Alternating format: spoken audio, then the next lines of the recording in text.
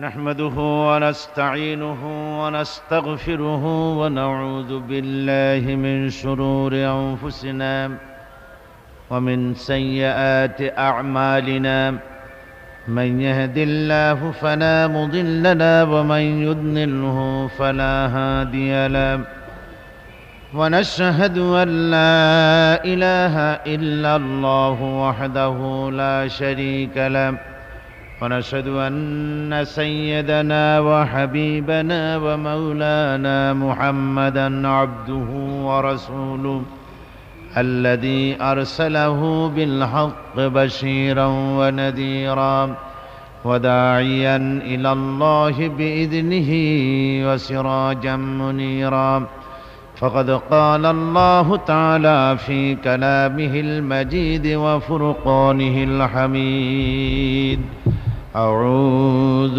بالله من الشيطان الرجيم بسم الله الرحمن الرحيم إن الله وملائكته يصلون على النبي يا أيها الذين آمنوا صلوا عليه وسلموا تسليما آمين ربنا ظلمنا أنفسنا وإن لم تغفر لنا وترحمنا لنكونن من الخاسرين رب العالمين হাজার হাজার মুসলমান নরনারী চট্টগ্রামের ঐতিহাসিক প্যারেড ময়দানে ইসলামী সমাজ কল্যাণ পরিষদ কর্তৃক আয়োজিত 5 দিনব্যাপী তাফসিরুল কোরআন মাহফিলের ৫৫ বার্ষিকী উপলক্ষে আজকের এই প্রথম দিনে আমরা তোমার দরবারে কয়েকবার দুরূদ ও সালাম পড়ে হাত তুলেছি। মেহেরবানি করে দুরূদ ও সালাম টুকুন সোনার মদিনায় নবী পাকের রওজা মোবারকে পৌঁছিয়ে দাও। তাম পৃথিবীর মাটির নিচে যত মুমিন মুমিনাত শুয়ে আছেন তাদের আরো আর পরে সওয়াব পৌঁছিয়ে দাও রব্বুল আলামিন। এ মাহফিলের আয়োজন যারা করেছেন আর শোনার জন্য যারা এসেছেন, কিয়ামতের দিন মুসিবতের সময় এ মাহফিল আমাদের সকলের জন্য নাজাতের জরিয়া বানিয়ে দিও আল্লাহ রব্বুল আলামিন। বিগত 14 বছর ধরে 5 দিন ব্যাপী তাফসীরুল কোরআন মাহফিলের সভাপতিত্ব যিনি করতেন, আয় আল্লাহ পাক আমাদের সেই প্রিয় ব্যক্তিত্ব মাওলানা শামসুদ্দিন সাহেব, আয় আল্লাহ চক্ষু অন্ধ অবস্থায় তিনি তোমার পবিত্র জমিন মক্কা মদিনার কাছাকাছি অবস্থান করছেন। আয় আল্লাহ পাক আমরা প্রাণ খুলে আমাদের ভাইয়ের জন্য দোয়া করি। আল্লাহ তুমি দয়া করে কোরআনে কারীমের বরকতে তোমার হাবিবের সাদকায় তোমার এই বান্দার চক্ষুকে সম্পূর্ণ ভালো করে আমাদের মাঝে ফিরাইয়া দাও। আয় আল্লাহ পাক তুমি তার হায়াত দারাজ করে দাও, তাকে তুমি পূর্ণ সুস্থতা দান করে দাও। ইয়া রব करम तू अगर करे वो बात दे जुबां को जो दिल पर असर करे। रब्बना तक़ब्बल मिन्ना इन्नका अंतस समीउल अलीम व तुब अलैना इन्नका अंतत तव्वाबुर रहीम।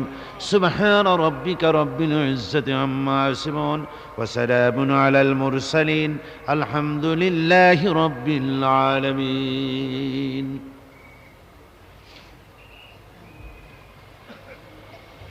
कदर गरामी वाजिबुल एहतराम जनाब अल्लामा हजरत मौलाना शाह अब्दुल जब्बार साहेब पीर साहेब क़िबला बैतुश्शर दामत बरकातुहुमुल आलिया, हज़रात उलमाए किराम, सम्मानित সুধীমণ্ডলী, সাংবাদিক বন্ধুগণ,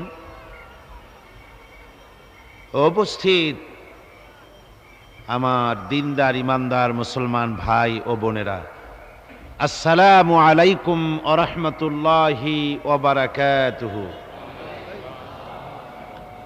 আমরা মহান আল্লাহ তাবারক ওয়া তাআলার দরবারে লাখো কোটি শুকরিয়া আদায় করি, যে মহান আল্লাহ সুবহানাহু ওয়া তাআলা 5 দিন ব্যাপী তাফসীরুল কোরআন মাহফিল, যা ইসলামী সমাজ কল্যাণ পরিষদ বিগত 14 বছর ধরে এই ঐতিহাসিক বীর চট্টলায় করে এসেছেন, আজকে হচ্ছে তার ৫৫ বার্ষিকী। এই বিশাল ঐতিহাসিক তাফসীরুল কোরআন মাহফিলের উদ্বোধনী দিবসে আমরা উপস্থিত হতে পেরে আল্লাহ সুবহানাহু ওয়া তাআলার দরবারে শুকরগুজার হচ্ছি। আমরা কালিমাতুশ শুকর আদায় করছি। আমরা সকলে পড়ছি আলহামদুলিল্লাহ। মহব্বতের সাথে জোরে সোরে সবাই পড়েন আলহামদুলিল্লাহ। আমার বন্ধুগণ, এবারের তাফসীরুল কোরআন মাহফিল অন্যান্য বছরের তুলনায় একটা ভিন্ন আঙ্গিকে, একটা ভিন্ন প্রেক্ষাপটে, একটা ভিন্ন পরিস্থিতির উপরে আজকের এই তাফসীরুল কোরআন মাহফিল অনুষ্ঠিত হচ্ছে। সেটা হচ্ছে এই যে বর্তমান পৃথিবী, আমরা যখন এখানে তাফসীরুল কোরআন মাহফিলে বসেছি, ঠিক এই সময় পৃথিবীতে বিভিন্ন দেশে দেশে মুসলমানদের উপরে চরম নির্যাতন চলতেছে। আমার মনে হয়, আমি যদ্দূর জানি, যতটুকুন ক্ষুদ্র লেখাপড়া করেছি বা যদ্দূর খবর জানি পৃথিবী সম্পর্কে, আমার মনে হয় এর থেকে চতুর্মুখী ষড়যন্ত্র পৃথিবীর মুসলমানদের উপরে একযোগে এইভাবে আর কখনো এসেছে বলে আমার জানা নাই। বর্তমান সময় যত বেশি ষড়যন্ত্র হচ্ছে মুসলমানদের উপরে, সারা পৃথিবীতে আজ মুসলমানেরা ষড়যন্ত্রের শিকার। আপনি তাকিয়ে দেখুন এই মুহূর্তে বসনিয়ার দিকে, যেখানে ঠান্ডা ক্লাইমেটটা চলতেছে, এখন তাপমাত্রা হচ্ছে -11, অর্থাৎ 0 ডিগ্রির নিচে 11। সেখানে থুতু ফেললে সেকেন্ডের ভিতরে বরফ হয়ে যায়। এই রকমের ঠান্ডার ভেতরে 70 থেকে 75 হাজার বসনীয় মুসলমান নরনারী মৃত্যুর জন্যে প্রহর গুনতেছে। তাদেরকে খোলা ময়দানে বিবস্ত্র অবস্থায়, কাপড় চোপড় নাই, খাবার নাই, এই অবস্থায় তাদেরকে রাখা হয়েছে। আর সার্বীয়রা এদের উপরে নির্যাতন চালাচ্ছে, এমন নির্যাতন যা আপনি কল্পনা করতে পারবেন না। মহিলাদের জন্য আলাদা ধর্ষণ ক্যাম্প করা হয়েছে, হাজার হাজার মুসলিম মহিলা সেখানে রাখা হয়েছে, আর তাদেরকে পালাক্রমে ধর্ষণ করা হচ্ছে। 3 বছরের শিশুকন্যা থেকে শুরু করে 70 বছরের বৃদ্ধাও মাপ পাচ্ছে না। তারপরে সার্বীয় হত্যা করার ট্র্যাডিশন হচ্ছে এই সার্বীয়দের, যে মুসলমানদেরকে নির্যাতন করে করে যখন মরবে তখন তার গলাটা কেটে ফেলা হয়, এরপরে মস্তকগুলি ট্রাক ভর্তি করে নিয়ে যাওয়া হয়, তারপরে মস্তকের উপরে খুলিটা তুলে ভেতরের মগজ তুলে নিয়ে তাদের শিকারী কুকুরদেরকে খাওয়ানো হয়। এরপরে মুসলমান বাচ্চাদেরকে, ছোট ছোট বাচ্চা জবাহ করে মায়ের মুখের উপরে, বাপের মুখের উপরে সেই বাচ্চার কল্লাকে ধরে বলা হচ্ছে যে এই রক্ত খাও, এটাই হচ্ছে তোমাদের স্বাধীনতার শুরুয়া, স্বাধীনতার শুরুয়া খাও। এইভাবে করা হচ্ছে। মুসলমানদের উপরে চরম নির্যাতন বসনিয়া হচ্ছে, যে কথা বলে শেষ করা যাবে না। এরপরে নো ম্যানস ল্যান্ড, যেটা হচ্ছে প্যালেস্টাইন এবং লেবানন, এর মাঝখানে প্রায় 500 মুসলমান, তাদেরকে বহিষ্কার করে দিয়েছে ইসরায়েলরা। প্যালেস্টাইন থেকে, তাদের মা বাপের আবাসভূমি থেকে তাদেরকে বহিষ্কার করা হয়েছে। খাবার নাই, পড়ার নাই, আশ্রয় নাই, উন্মুক্ত আকাশের নিচে তারা সেখানে ধুকে ধুকে মরছে। কারা মরছে? মুসলমানেরা। কারা মরছে? মুসলমান মরছে। কিন্তু এই পৃথিবীর গণতন্ত্রের ফেরিওয়ালা আমেরিকা। এই আমেরিকা, আপনাদের নিশ্চয়ই মনে আছে, বিশেষ করে সাংবাদিক বন্ধুদের মনে থাকার কথা, রাজনৈতিক সচেতন ব্যক্তিদের মনে থাকার কথা, আজ থেকে 3 বছর আগে সুইজারল্যান্ডের কাছাকাছি একটা সমুদ্রের ভিতরে ঠান্ডার কারণে সমুদ্রের পানি জমে যাওয়ার কারণে দুটো তিমি মাছ সেখানে আটকে গিয়েছিল। এই তিমি মাছ আটকে পড়ার খবর পাওয়ার পর আমেরিকা এবং ফ্রান্স তাদের দুটো বরফ কাটা জাহাজ লক্ষ লক্ষ ডলার খরচ করে পাঠিয়ে দিল সেই সুইজারল্যান্ডের কাছাকাছি। সেখানে গিয়ে তারা বরফ কেটে তিমি দুটোকে উদ্ধার করে পৃথিবীর মানুষের সামনে প্রমাণ করলো যে তারা প্রাণী জগতের প্রতি কত দরদি। তিমির প্রতি গণতন্ত্রের ফেরিওয়ালা আমেরিকার যত মহব্বত আছে, কুকুরের প্রতি, বিড়ালের প্রতি, তাদের প্রতি যত মহব্বত আছে, মুসলমানদের প্রতি সেই মহব্বত নাই। নোম্যান্স ল্যান্ডে 8টা পড়েছে মুসলমান, ওরা তিমি না, কুকুর না, বিড়াল নয়, এরা মানুষ, কিন্তু এই মানুষ হচ্ছে মুসলমান। সেই কারণে গণতন্ত্রের এজেন্ট, গণতন্ত্রের ঠিকাদার আমেরিকা নিশ্চুপ কোনো কথা এ ব্যাপারে বলছে না। আর একদিকে ইরাক তাদের কুর্দিদের সাথে কি ব্যবহার করছে সেই যন্ত্রণায় আমেরিকা অস্থির। জাতিসংঘের হুকুম মানতেছে না, হুকুম ভঙ্গ করেছে অপরাধে, ইরাককে তছনছ করে দেওয়ার ব্যবস্থা করেছে আমেরিকা। কিন্তু জাতিসংঘের সনদ অনবরত লঙ্ঘন করছে ইসরায়েল, সে ব্যাপারে ইসরায়েলের উপরে কোনো হস্তক্ষেপ করা হচ্ছে না। সার্বিয়রা ভঙ্গ করছে, সে ব্যাপারে কোনো হস্তক্ষেপ করা হচ্ছে না। ঠিক কিনা কোন আমার বন্ধুগণ?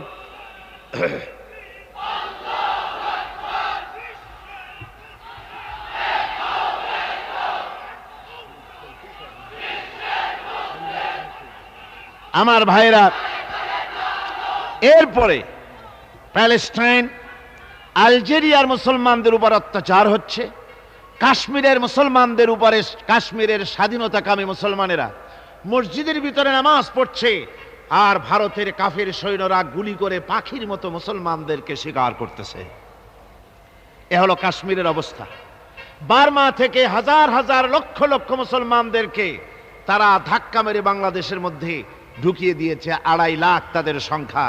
এবং যে হারে এখন তারা নেওয়া শুরু করেছে, 30 বছরের ভেতরে এরা নিজের আবাসভূমিতে যেতে পারবে বলে হিসাবে বলে না। তারপরে ভারতের বাবরি মসজিদকে ভেঙে দিয়ে ভারত সরকার যে আগুন জ্বালালো পৃথিবী জুড়ে, সেই আগুনে সাম্প্রদায়িক দাঙ্গা লাগিয়ে আহমদাবাদ, বোম্বে, দিল্লি, মিরাট চতুর্দিকে মুসলমানদের উপরে বন্য হায়নার মতো মুশরিক কাফেররা ঝাঁপিয়ে পড়ে মুসলমানদেরকে নিশ্চিহ্ন করে দিচ্ছে। মুসলমানেরা নিজেদের ঘরে বসবাস করতে পারছে না, কারফিউ দিয়ে মুসলমানদেরকে ঘর থেকে টেনে টেনে বের করে গুলি করে হত্যা করা হচ্ছে। আজকে আপনারা যেমন এই মাঠে বসা, উপরে শামিয়ানা আছে, ভারতে লক্ষ লক্ষ মুসলমান, তাদের ঘর নাই, বাড়ি নাই। রাতের হয়তো গতকাল ছিল তারা কোটিপতি, আজকে তারা ভিখারিতে পরিণত হয়ে গেছে। তাদেরকে কল কারখানা থেকে, অফিস আদালত থেকে তাদেরকে বের করে দেওয়া হচ্ছে। ভারতের প্রধানমন্ত্রী নরপশুরাও মুসলমানদের সাথেই ব্যবহার করছে। এইটা নরসীমা না, এটা নরসীমা নয়, এটা হচ্ছে নরপশু। আমার বন্ধুগণ, গোটা পৃথিবী জুড়ে মুসলমানদের উপরে যখন এই চরম নির্যাতন চলছে, সেই নির্যাতনের মুহূর্তে এই প্রেক্ষাপটে কোরআনে কারীমের তাফসীরের মাহফিল অনুষ্ঠিত হচ্ছে ঐতিহাসিক চট্টগ্রাম বীর চট্টলার এই প্যারেড ময়দানে। আমরা বিশ্বাস করি মনে প্রাণে বর্তমান এই অশান্ত যুদ্ধ ঝঞ্ঝা বিক্ষুব্ধ এই পৃথিবীর বুকে শান্তি আনতে পারে কেবলমাত্র কোরআন। কেবলমাত্র কে পারে? কেবলমাত্র কোরআন ও সুন্নাহর আদর্শের ভিত্তিতেই পৃথিবীর অশান্তি দূরীভূত হতে পারে। পৃথিবীর সব অশান্তি দূরীভূত হয়ে গিয়ে একটি শোষণমুক্ত সমাজ প্রতিষ্ঠিত হতে পারে কেবলমাত্র কোরআন এবং সুন্নাহর বিধান অনুযায়ী। ঠিক কিনা গণ? সেই প্রেক্ষাপট নিয়ে এই পৃথিবীর এই পরিস্থিতির উপরে আমরা কোরআনে কারীম আলোচনা করতে যাচ্ছি। প্রতিদিন আপনাদের সামনে নতুন নতুন এক একটি বিষয়ের উপরে আলোচনা হবে ইনশাআল্লাহুল আজিজ, যার উপরে আমরা আমাদের দিক নির্দেশনা খুঁজে পাবো আমাদের চলার পথের। আল্লাহ যেন তৌফিক দেন, সবাই বলুন আমিন। কোরআনে কারীম আপনারা শুনতে এসেছেন। আমার বাইতুস শরীফের হযরত পীর সাহেব কিবলা মদ্দজিল্লুহুল আলী কোরআনে কারীমের আজমত বর্ণনা করতেছিলেন। আমার ইচ্ছে হচ্ছিল যেভাবে উনি বয়ান করছিলেন, আমার ইচ্ছে হচ্ছিল হুজুরের বয়ান আরো শুনি, সুন্দর করে আকর্ষণীয় করে কোরআনে কারীমকে তিনি পেশ করতেছিলেন।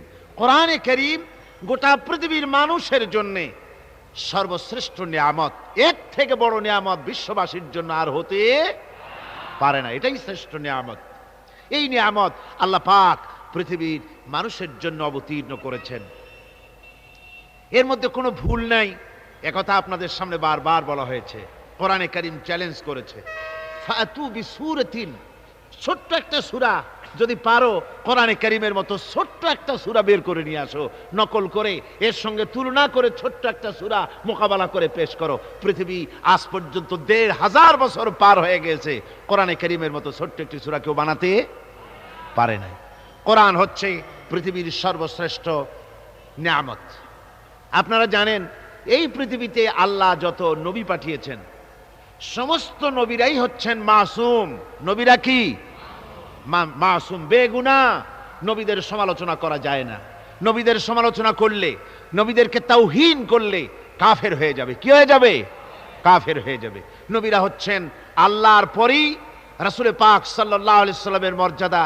আর পৃথিবীর সমস্ত মানব মণ্ডলীর মধ্যে শ্রেষ্ঠ মানুষ হচ্ছে তারা যারা হচ্ছেন আম্বিয়া আলাইহিমুস সালাম।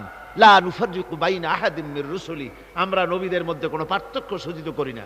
কিন্তু আল্লাহ রাব্বুল আলামিন নবীদেরকে মর্যাদার দিক থেকে কারো উপরে কারো মর্যাদা কিছুটা দিয়েছেন, কিন্তু সমানভাবে তিনটা জিনিস দিয়েছেন সব নবীদেরকে। নবীদেরকে কয়টা জিনিস সমান দিয়েছেন?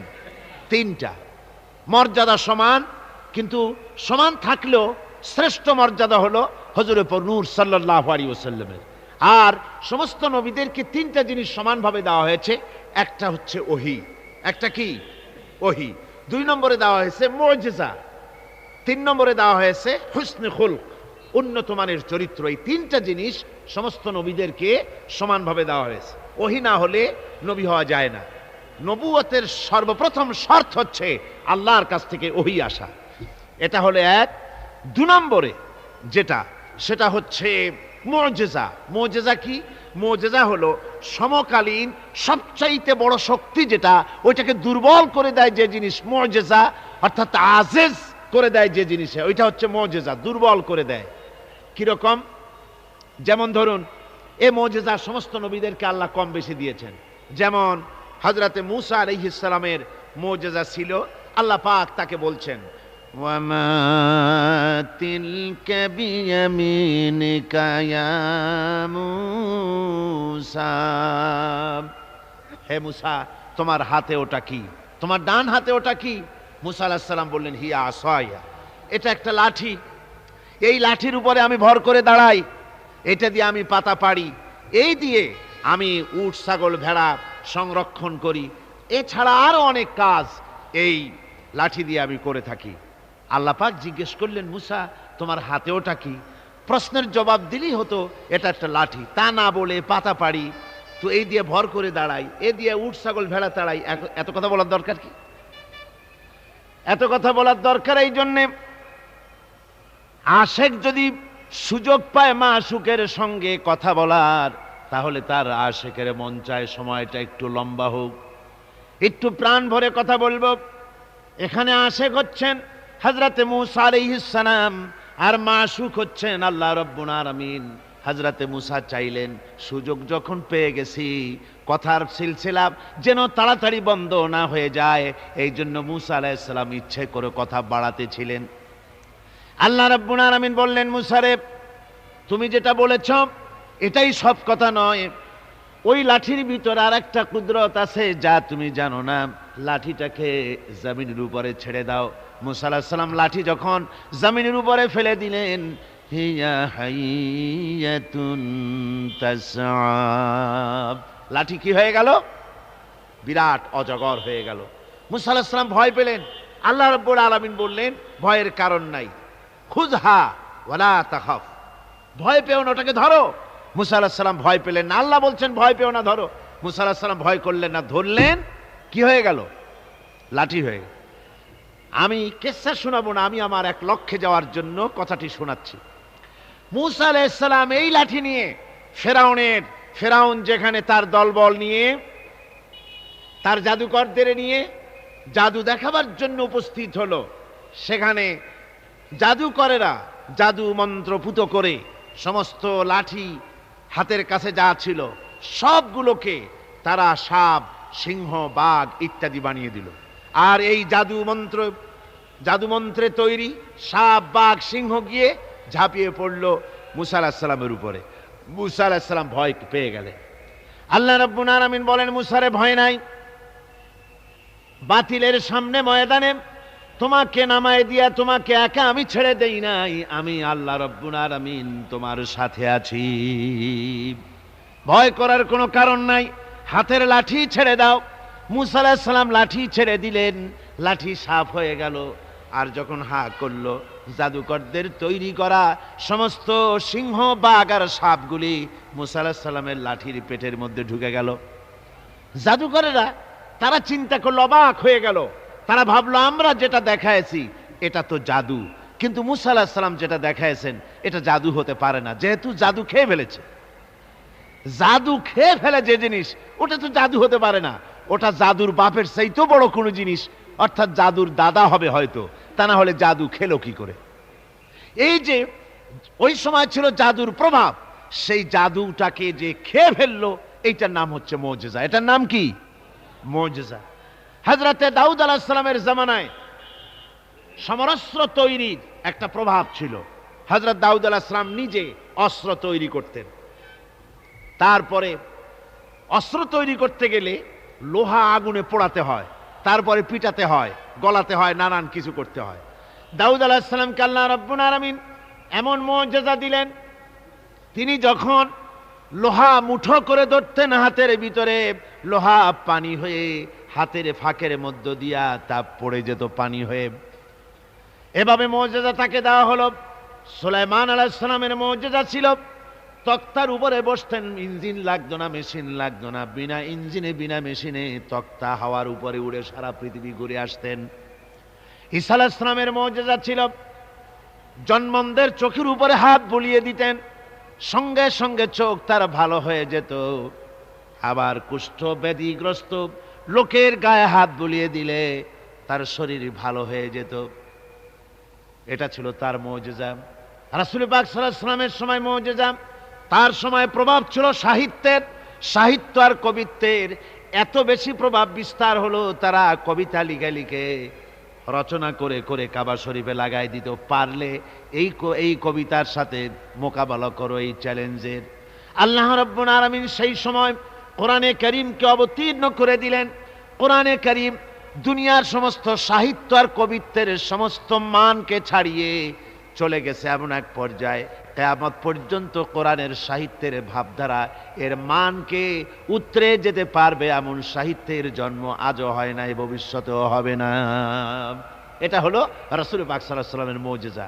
রাসূল সাল্লাল্লাহু আলাইহি ওয়াসাল্লামের 3000 মুজিজার ভিতরে শ্রেষ্ঠ মুজিজা হচ্ছে কোরআন। শ্রেষ্ঠ মুজিজা কি? তাই আমি বলতেছিলাম, নবীরা দুনিয়া থেকে বিদায় হয়ে গেছেন, মুজিজা সাথে নিয়ে গেছেন। দাউদ আলাইহিস সালাম ইন্তেকাল করলেন, তার মুজিজা লোহা পানি করা মুজিজা কবরে নিয়ে গেছেন। আজ আর কেউ লোহা চাপ দিলে পানি হয় না। সুলাইমান আলাইহিস সালাম দুনিয়া থেকে বিদায় হয়েছেন, মুজিজা কবরে নিয়ে গেছেন।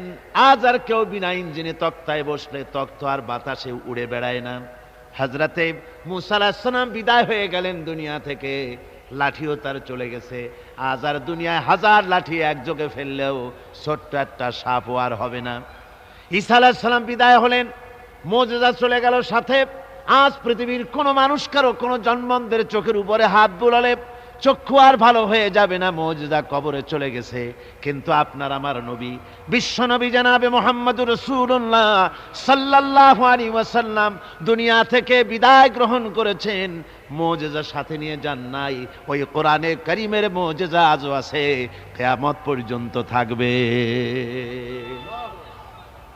রাসূল পাক সাল্লাল্লাহু আলাইহি ওয়াসাল্লামের এই মুজিজা কিয়ামত পর্যন্ত থাকবে, কেউ এই মুজিজা নষ্ট করতে পারবে না। গ্যারান্টি, এই মুজিজা রক্ষা করার দায়িত্ব কে নিয়েছেন? আল্লাহ রাব্বুল আলামিন বলেছেন, নাহনু নাযালনা যিকরা ওয়া ইন্না লাহু লাহাফিজুন। কোরআনে কারীম অবতীর্ণ করেছি আমি আল্লাহ, আর এর সংরক্ষণের সবটুকুন দায়িত্ব আমি আল্লাহ আমার নিজ হাতে গ্রহণ করেছি। হেফাজতের সবটা দায়িত্ব আমার। তাই বিশ্ব জুড়ে আজ কোরআন রয়েছে হেফাজতে, কোনো কিতাব হেফাজতে নাই, শুধু কোরআন হেফাজতে আছে। মানুষ এটাকে মুখস্থ করে করে হেফাজত করে রেখেছে।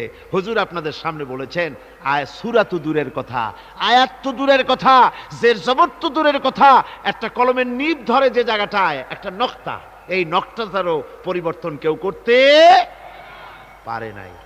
সামনে পারবে নাকি? সামনেও পারবে না। জোরে সোরে কোন সুবহানাল্লাহ। এই কোরআনের ইজ্জত যারা দিবে আল্লাহ তাদের ইজ্জত বাড়ায় দেবে। সুবহানাল্লাহ হামদি। কোরআনকে নিয়ে যে আগ বাড়বে সে যদি জিরো হয় আল্লাহ হিরো বানায় দিবেন। আর কোরআনকে যদি কেউ বেইজ্জত করার চেষ্টা করে সে যদি হিরো হয় আল্লাহ তাকে দুনিয়া আখিরাতে জিরো বানায় দিবেন। কি বানায় দিবেন? জিরো বানায় দিবেন। সুবহানাল্লাহি ওয়া বিহামদিহি। সুতরাং কোরআনে কারীম হচ্ছে, কোরআনে কারীম আমাদের কলিজা, আমাদের ঈমান, আমাদের রক্ত, আমাদের ব্রেইন, আমাদের মগজ, আমাদের জীবন, আমাদের বেঁচে থাকা, আমাদের মরে যাওয়া, আমাদের সম্মান, আমাদের স্বাধীনতা, আমাদের সার্বভৌমত্ব, আমাদের সুখ, আমাদের সমৃদ্ধি সব কিছু কোরআনকে কেন্দ্র করে। সব কি কেন্দ্র করে? কোরআনকে কেন্দ্র করে। কোরআন থাকে তো আমরা থাকবো। অর্থাৎ কোরআন ভিত্তিক জীবন যদি আমরা চালাতে পারি দুনিয়ায় শান্তি পাবো, আখিরাতেও শান্তি পাবো, কোনো সন্দেহ নাই। সেই জন্য কোরআনে কারীমকে আমাদের বুকে ধারণ করতে হবে। এই কোরআনের কত বড় মর্যাদা হবে জানেন? রাসূল পাক সাল্লাল্লাহু আলাইহি ওয়াসাল্লাম বলেছেন, কোরআন যে ব্যক্তি পড়বে আর ওই অনুযায়ী আমল করবে, কিয়ামতের দিন তার মা বাপের মাথার উপরে সুন্দর দুটি নূরের টুপি পরিয়ে দেওয়া হবে। এটা হলো সেই যে ব্যক্তি তার ছেলেকে, সন্তানকে কোরআন পড়িয়েছে আর কোরআন অনুযায়ী আমল করেছে পৃথিবীর বুকে, সেই কারণে রব্বুল আলামিন সন্তুষ্ট হয়ে তার মা বাপের মাথার উপরে এমন দুটো নূরের টুপি পরিধান করায় দেবে যার উজ্জ্বলতা চন্দ্র সূর্যের আলোকে হার মানায় দেবে। কোরআনে কারীমকে যারা মহব্বত করে পড়তো, দেখেন এমন এক কিতাব যা অধিকাংশ মানুষে বোঝে না। কিন্তু আপনারা বলেন না বুঝে পৃথিবীতে কোন বই পড়ে, এরকমের একটা বইয়ের নাম জানেন আপনারা? কোন বলতে পারবেন? পারবেন না। কোরআন এমন কিতাব যা মানুষ বুঝেও পড়ে, না বুঝেও পড়ে, দিনেও পড়ে, রাতেও পড়ে, সকালেও পড়ে, সন্ধ্যায় পড়ে, আবার গভীর রাত্রে তাহাজ্জুদের নামাজ আদায় করে কোরআনে কারীম তেলাওয়াত করতে থাকে আর চোখ থেকে দরদর করে পানি পড়তে থাকে। হাদিস শরীফে রাসূলুল্লাহ বলেছেন, কিয়ামতের দিন কোরআনের তেলাওয়াতকারীকে আল্লাহ রাব্বুল আলামিন বলবেন, ও আমার বান্দা, তুমি দুনিয়ার বুকে কোরআনে কারীমকে যেমন থেমে থেমে তেলাওয়াত করতে, ওইভাবে করে তেলাওয়াত করতে থাকো আর জান্নাতের উপরে উঠতে থাকো। কোরআনে কারীম থেমে থেমে তুমি যেভাবে দুনিয়ায় পড়তে, ওইভাবে আয়াতে আয়াতে থেমে থেমে পড়ো আর উঠতে থাকো বেহেশতের মধ্যে। তোমার তেলাওয়াত যেখানে গিয়ে শেষ হবে বেহেশতে ওইটাই হবে তোমার অবস্থান স্থল। সুবহানাল্লাহি ওয়া বিহামদিহি।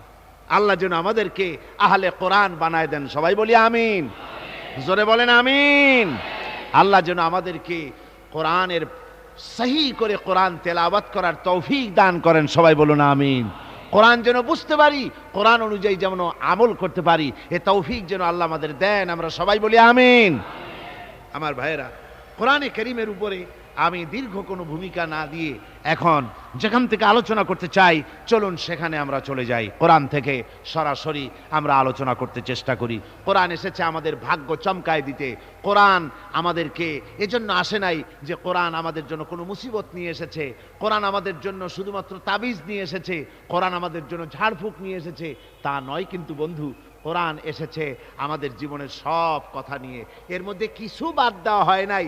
পিঁপড়ার মতো একটা ছোট্ট তুচ্ছ প্রাণীকেও বাদ দেওয়া হয় নাই, হাতির মতো বিরাট জন্তুকেও বাদ দেওয়া হয়নি।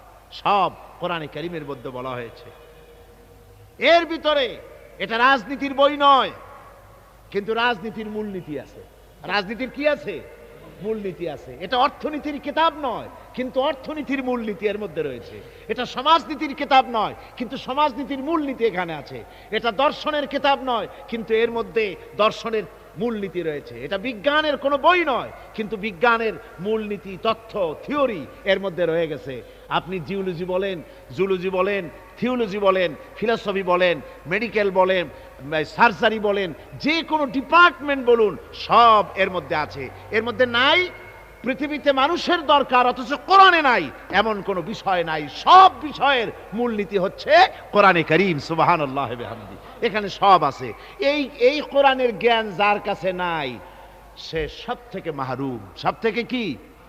আল্লাহর নবী বলেন, ইন্নাল্লাযী লাইসা ফি জাওফিহি শাইয়ুম মিনাল কুরআনি কাল বাইতিল খারিব।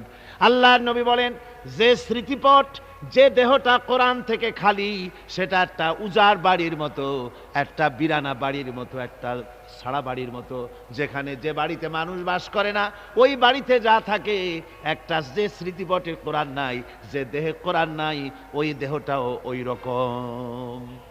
আমার ভাইয়েরা, কোরআনে কারীম এই হচ্ছে সবচাইতে শ্রেষ্ঠ জ্ঞানের কিতাব। আল্লাহ পাক এই কোরআনের মধ্যে বলেছেন, ওমা উতিতুম মিনাল ইলমি ইল্লা কালিলা, তোমাদেরকে খুব সামান্যতম জ্ঞান দেওয়া হয়েছে। মানুষের জ্ঞান কি? সামান্য। আচ্ছা, সেই সামান্য জ্ঞানের একটু পরিচয় আমি দেই। মানুষের জ্ঞান তো সামান্য, সেই সামান্য জ্ঞানের একটু পরিচয় দিয়েই তাফসীর শুরু হবে ইনশাআল্লাহ। সামান্য জ্ঞান, মানুষের সামান্য জ্ঞান কত? সামান্য জ্ঞানটা হচ্ছে, আমরা আগে পায়ে হাঁটতাম, দ্রুত যাওয়ার জন্য গরুর গাড়ি আবিষ্কার করলাম, গরুর গাড়ি শেষ হলো, তারপরে আমরা সাইকেল নিলাম, রিক্সা নিলাম, টেম্পু নিলাম, কার নিলাম, বাস নিলাম, ট্রেন নিলাম, এরপরে প্লেন আবিষ্কার হলো, রকেট আবিষ্কার হলো, সারা পৃথিবী ঘন্টার ভিতরে সারা দুনিয়া ঘুরে আসার মতো যান আমরা তৈরি করে ফেললাম। সমুদ্রের ভিতরে আপনার 3 মাস সাঁতরায়, আমরা বুঝি সমুদ্রের মধ্যে সাঁতরাইতে পারবো না, সেজন্য আমরা সাবমেরিন আবিষ্কার করলাম। আমরা পাখির সাথে পাল্লা দিয়ে প্লেন আবিষ্কার করলাম। আমরা চিতাবাঘের সাথে পাল্লা দিয়ে আমরা ট্রেন আবিষ্কার করলাম। চিতাবাঘ আর কি দৌড়াইতে পারে? তার থেকে আমার কার, আমার গাড়ি, আমার ট্রেন এখন অনেক বেশি চলে। অবশ্য বাংলাদেশি ট্রেন না, বাংলাদেশি ট্রেন তো ঘন্টায় বোধহয় কত 7 মাইল না 10 মাইল চলে। জাপান যে ট্রেন আবিষ্কার করেছে 300-350 মাইল স্পিডে সেটা চলে, প্লেনের সমান, প্রায় প্লেনের সমান। এই বুলেট ট্রেন তার নাম দেওয়া হয়েছে, জনমের মতো চলে। কথা বুঝতে পেরেছে? এরকম চলল। তারপরে এই পৃথিবীর মানুষের জ্ঞান, সামান্য জ্ঞান, দেখেন সামান্য জ্ঞান কদ্দূর। সামান্য জ্ঞানে রাশিয়া, আমেরিকা, ব্রিটেন, ফ্রান্স, ওরা স্যাটেলাইট ছেড়ে দিয়েছে মহাকাশে। স্যাটেলাইট মহাকাশে ঘুরতেছে, কোনো ড্রাইভার নাই, কোনো ক্যাপ্টেন নাই, ঘুরতেছে মহাশূন্যের উপরে, পৃথিবীর মাটি থেকে 300-400 মাইল উপরে ঘুরতেছে। তারা দুনিয়ার খবর সংগ্রহ করছে, দেশে দেশে তা প্রেরণ করতেছে। সব কিছু তারা এই স্যাটেলাইটের মাধ্যমে করছে। বছরের পর বছর ধরে স্যাটেলাইট ঘুরছে। ওইখানে পৃথিবীর মাটি থেকে 400 মাইল উপরে স্যাটেলাইটের ভেতরে যদি কোনো যান্ত্রিক গোলযোগ হয়, ওয়াশিংটনে বসে কম্পিউটারে মনিটরিং করে 400 মাইল দূরের মেশিন ভালো করে দিচ্ছে। এই হলো সামান্য জ্ঞান। কথা বুঝতে পেরেছেন? এই হলো সামান্য জ্ঞান। এই যদি সামান্য জ্ঞান হয়, তাহলে আল্লাহ সুবহানাহু ওয়া তাআলার কত বড় জ্ঞান। সুবহানাল্লাহ পড়েন। আমার বন্ধুগণ, আটলান্টিক মহাসাগরের ভেতরে যদি একটা পাখি তার ঠোঁটটা ডুবায় দিয়ে ঠোঁটটা উঠায়, আপনারা বলেন সাগরের, আটলান্টিক মহাসাগরের পানি কমবে কতখানি? জি, 1 ফোঁটাও কমবে না। কদ্দুর আর পানি আসবে তার ঠোঁটে? তাম পৃথিবীর সমস্ত মানুষ, আদম আলাইহিস সালাম থেকে নিয়ে এই পর্যন্ত, এখান থেকে নিয়ে কিয়ামত পর্যন্ত তাম পৃথিবীর সমস্ত মানুষের সব জ্ঞান যদি এক জায়গায় করা যায়, তাহলে আটলান্টিক মহাসাগর থেকে পাখি যতটুকু পানি তুলতে পেরেছে ঠোঁটে করে, আল্লাহর অনন্ত অসীম জ্ঞানের সমুদ্র থেকে মানুষ অতটুকু জ্ঞানের যোগ্য হতে পারে নাই। ওই অসীম জ্ঞানের মালিক হচ্ছেন আমার আল্লাহ সুবহানাহু ওয়া তাআলা। তার কাছ থেকে এসেছে কোরআন। এই কোরআন হচ্ছে আসল জ্ঞান। এজন্য ডক্টর মরহুম শহীদুল্লাহ তিনি বলতেন, যখন তিনি মানুষের সাথে, শিক্ষিত লোকদের সাথে যখন বসতেন, বলতেন যে তোমরা ডিগ্রি অনেক অর্জন করেছো, বিদেশ থেকে অনেক ডিগ্রি নিয়ে এসছো, কিন্তু শুনে রাখো তোমরা পণ্ডিত ঠিকই, কিন্তু কোরআনের জ্ঞান যদি না থাকে, কোরআনের ইলম যদি তোমাদের না থাকে, তাহলে তোমরা হচ্ছ পণ্ডিত ঠিকই, তবে তোমরা মূর্খ পণ্ডিত। কি পণ্ডিত? মূর্খ পণ্ডিত। কোরআনের জ্ঞান নাই তো জিরো, কিচ্ছু নাই। আসল জ্ঞান হচ্ছে কিসের জ্ঞান? কোরআনের জ্ঞান। আসুন কোরআন থেকে আমাদের হেদায়েত, আল্লাহ পাক আমাদের কি দিচ্ছেন কোরআন থেকে তা নিতে চেষ্টা করি। সবাই আমার সাথে যথারীতি শয়তানের ওয়াসওয়াসা থেকে পানাহ নেওয়ার জন্য আসুন আমরা আল্লাহর কাছে পানাহ চেয়ে নিই আগে। তার কারণ হচ্ছে শয়তান ওয়াসওয়াসা দিয়ে আপনাকে অন্যমনস্ক করে দিতে পারে, আর এই শয়তান থেকে পানাহ দিতে পারে কেবলমাত্র আল্লাহ রব্বুল আলামিন। কে পানাহ দিতে পারে? আল্লাহ তাআলা। আমরা যদি এই মাহফিলের চতুর্দিকে পুলিশ, বিডিআর আর আর্মি সব যদি বন্দুক নিয়ে খাড়া করে রাখি, যে আপনারা দেখবেন শয়তান যেন মোটে না ঢুকতে পারে, কি বলেন? ঠেকাইতে পারবে বন্দুক দিয়ে? পারবে না। শয়তান থেকে কেবলমাত্র পানাহ দিতে পারে কে? সুতরাং আপনারা আমার সাথে পুরুষোচিত কণ্ঠে মহব্বতের সাথে জোরে সোরে সবাই পড়েন, আউযু বিল্লাহি মিনাশ শাইতানির রাজিম, বিসমিল্লাহির রাহমানির রাহিম। বিতাড়িত মরদুদ শয়তানের ওয়াসওয়াসা থেকে আল্লাহর কাছে পানাহ চাই। পরম করুণাময় আল্লাহ রাব্বুল আলামিনের নামে শুরু হচ্ছে।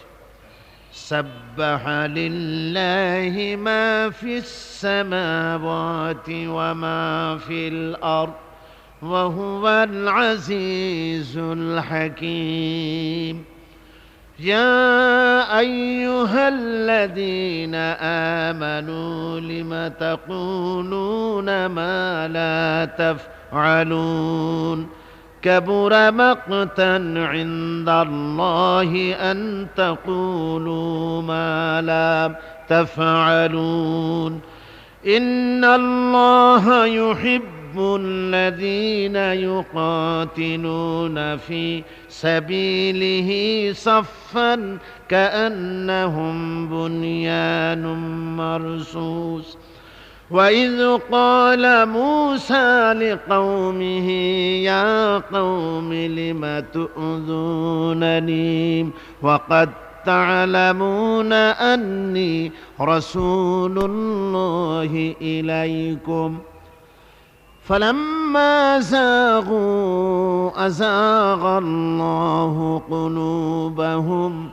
والله لا يهدي القوم الفاسقين صدق الله العظيم। সূরা আস-সাফ সূরাটি মদিনা মুনাওয়ারায় অর্থাৎ রাসূল পাক সাল্লাল্লাহু আলাইহি ওয়াসাল্লামের মদনী জিন্দেগিতে সূরাটি অবতীর্ণ হয়েছে। আল্লাহ রাব্বুল আলামিন ঘোষণা করছেন, আকাশ এবং জমিনের মধ্যে যা কিছু আছে সব তাসবিহ করছে আল্লাহ পাকের। তিনি সর্বজয়ী এবং মহাবিজ্ঞানী। হে বিশ্বাসীরা, তোমরা যারা ঈমান এনেছ শোনো, তোমরা সে কথা কেন বলো যা তোমরা করো না। আল্লাহর কাছে ক্রোধ উদ্রেককারী, সব থেকে বেশি আল্লাহর কাছে ক্রোধ উদ্রেককারী ব্যাপার হচ্ছে যে তোমরা যা বলো তা তোমরা করো না। আসলে আল্লাহর কাছে প্রিয়পাত্র তো তারা যারা নাকি আল্লাহ রাস্তায় লড়াই করে সারিবদ্ধভাবে ইস্পাত দৃঢ় লৌহ প্রাচীরের মতো হয়ে। স্মরণ করো মূসা আলাইহিস সালামের কথা, যখন তিনি তার কওমকে বলেছিলেন, হে আমার জাতি, কেন তোমরা আমাকে উৎপীড়িত করছো, অথচ তোমরা ভালো করেই জানো যে আমি আল্লাহর পক্ষ থেকে রাসূল হয়ে এসেছি। পরে আল্লাহ রাব্বুল আলামিন পরে তারা যখন বক্রতার পথ অবলম্বন করলো, আল্লাহ রাব্বুল আলামিন তাদের দিলকেও বক্র করে দিলেন। আর আল্লাহ ফাসিকদেরকে কখনো হেদায়েতের রাস্তা দেখান না। এ হলো আয়াতগুলির শাব্দিক তর্জমা। সূরাটি রাসূল পাক সাল্লাল্লাহু আলাইহি ওয়াসাল্লামের মদনী জিন্দেগিতে অবতীর্ণ হয়েছে। ওহদের যুদ্ধের সমসাময়িক সময় সূরাটি নাজিল হয়েছে বলে মুফাসসিরিন কিরাম লিখেছেন। সূরাটির প্রথমেই মুমিনদেরকে সতর্ক করা হয়েছে এই বলে যে ওই সব লোক হচ্ছে ঘৃণ্য লোক, আল্লাহর কাছে ওই সব লোকেরা ঘৃণ্য যারা মুখে যে কথা বলে কাজে তা পরিণত করে না। এরা আল্লাহর কাছে দারুণ ঘৃণ্য ব্যক্তি। আর আল্লাহর কাছে আল্লাহর কাছে দারুণ প্রিয় লোক হচ্ছে তারা যারা নাকি আল্লাহর দ্বীনকে প্রতিষ্ঠার জন্য আল্লাহর রাস্তায় সীসা ঢালা প্রাচীরের মতো মজবুত হয়ে সারিবদ্ধভাবে বাতিলের সঙ্গে যারা লড়াই করে তারা হচ্ছে আল্লাহ পাকের কাছে অত্যন্ত প্রিয় ব্যক্তি। এই সূরাটির ভেতরে বলা হয়েছে যে মূসা আলাইহিস সালাম এবং ঈসা আলাইহিস সালামের সাথে বনু ইসরাইলেরা যে ধরনের ব্যবহার করেছে, আর তারপরে বনু ইসরাইলদের যে পরিণতি আমি আল্লাহ করে দিয়েছি, ও মুসলমানেরা তোমরা যারা ঈমান এনেছো, তোমরাও যদি তোমাদের রাসূল মুহাম্মদ সাল্লাল্লাহু আলাইহি ওয়াসাল্লামের সাথে এমন দুর্ব্যবহার করো তাহলে বনু ইসরাইলদের মতো দশা তোমাদেরও হবে। এখানে আল্লাহ রাব্বুল আলামিন এই সূরাটির ভেতরে যে কথাটা বলছেন তা হচ্ছে, প্রথমেই শুরু হচ্ছে সাব্বাহা লিল্লাহি মা ফিস সামাওয়াতি ওয়াল আরদ, যা কিছু আছে এই পৃথিবীতে আর আকাশে জমিনে সব কিছু আল্লাহর তাসবিহ পড়ে। কার তাসবিহ পড়ে? সাব্বাহা ইউসাব্বিহু তাসবিহান। সাব্বাহা দিয়ে বোঝানো হচ্ছে অতীতে এই পৃথিবীতে যা কিছু ছিল এবং ভবিষ্যতে যা কিছু পৃথিবীতে আসবে, যা আছে আকাশে, যা আছে জমিনে, সব কিছুই তাসবিহ পড়ে কার? আল্লাহ পাকের। জোরে বলেন, কার তাসবিহ পড়ে? আকাশে এবং জমিনে আমরা যা কিছু দেখতে পাই সব আল্লাহ রাব্বুল আলামিনের তাসবিহ পড়ে। একথা বলে আল্লাহ পাক মানুষকে যেন এই কথাই বুঝাতে চাচ্ছেন যে পৃথিবীর মানুষ, তোমাদেরকে শুধুমাত্র তাসবিহ করার জন্যই পাঠানো হয় নাই। আল্লাহ পাক তোমাদের তাসবিহর মুহতাজ না। তোমরা জিকির করবে, তোমরা আল্লাহ রাব্বুল আলামিনের সিজদা করবে, তোমাদের সিজদা তোমাদের তাসবিহর জন্য আল্লাহ মুহতাজ নন। এই পৃথিবীতে যা কিছু আছে সব আল্লাহর তাসবিহ পড়ে, আল্লাহর জিকির করে, গাছেও করে, পানিতেও করে, মাছেও করে, গাছের পাতাগুলি করে, সমস্ত প্রাণী জগৎ সবাই আল্লাহর জিকির করে, আল্লাহর তাসবিহ পড়ে। তোমরা ওদের ভাষা বোঝো না, ওরা ওদের ভাষায় আল্লাহ পাকের জিকির করে, তোমরা বুঝতে পারো না। পাখির ডাকগুলির মধ্যে তোমরা যে ধরনের খেয়াল করো ওই ধরনের ডাক শুনতে পাও। যেমন আমাদের দেশে একটা পাখি আছে, আমরা শুনতে পাই বউ কথা কও বলে। এরকম পাখি আছে নাকি চট্টগ্রামে? আছে, বউ কথা কও পাখি বলা হয়। তা আসলে আসলে সে কিন্তু বউ কথা কও বলে না। তার এ কথা বলার দরকার কি? তার বউ কি তার উপরে রাগ করে আছে নাকি? আসলে সে ওটা বলে না। আসলে তোমরা তার তাসবিহ বোঝো না। আল্লাহ কোরআন শরীফে বলেছেন ও ওর ভাষায় আল্লাহর জিকির করতেছে। কার জিকির করে? আল্লাহ রাব্বুল আলামিনের জিকির করে। পাখিতে পাখির কলকাকলি আর বাতাসের সনসন রব, পানির কলকাকব কলতান, যা কিছু আমরা শুনতে পাই, পাতার মরমর রব, যত রকমের শব্দ আমাদের কানে আসে, পাখির হোক, বাতাসের হোক, গাছের হোক, পানির হোক, যত রকম আওয়াজ আমরা শুনতে পাই, আমরা তাসবিহ বুঝতে পারি না। আসলে ওরা জিকির করতেছে আল্লাহু আল্লাহু আল্লাহু। জোরে করেন আল্লাহু আল্লাহু আল্লাহু আল্লাহু আল্লাহু।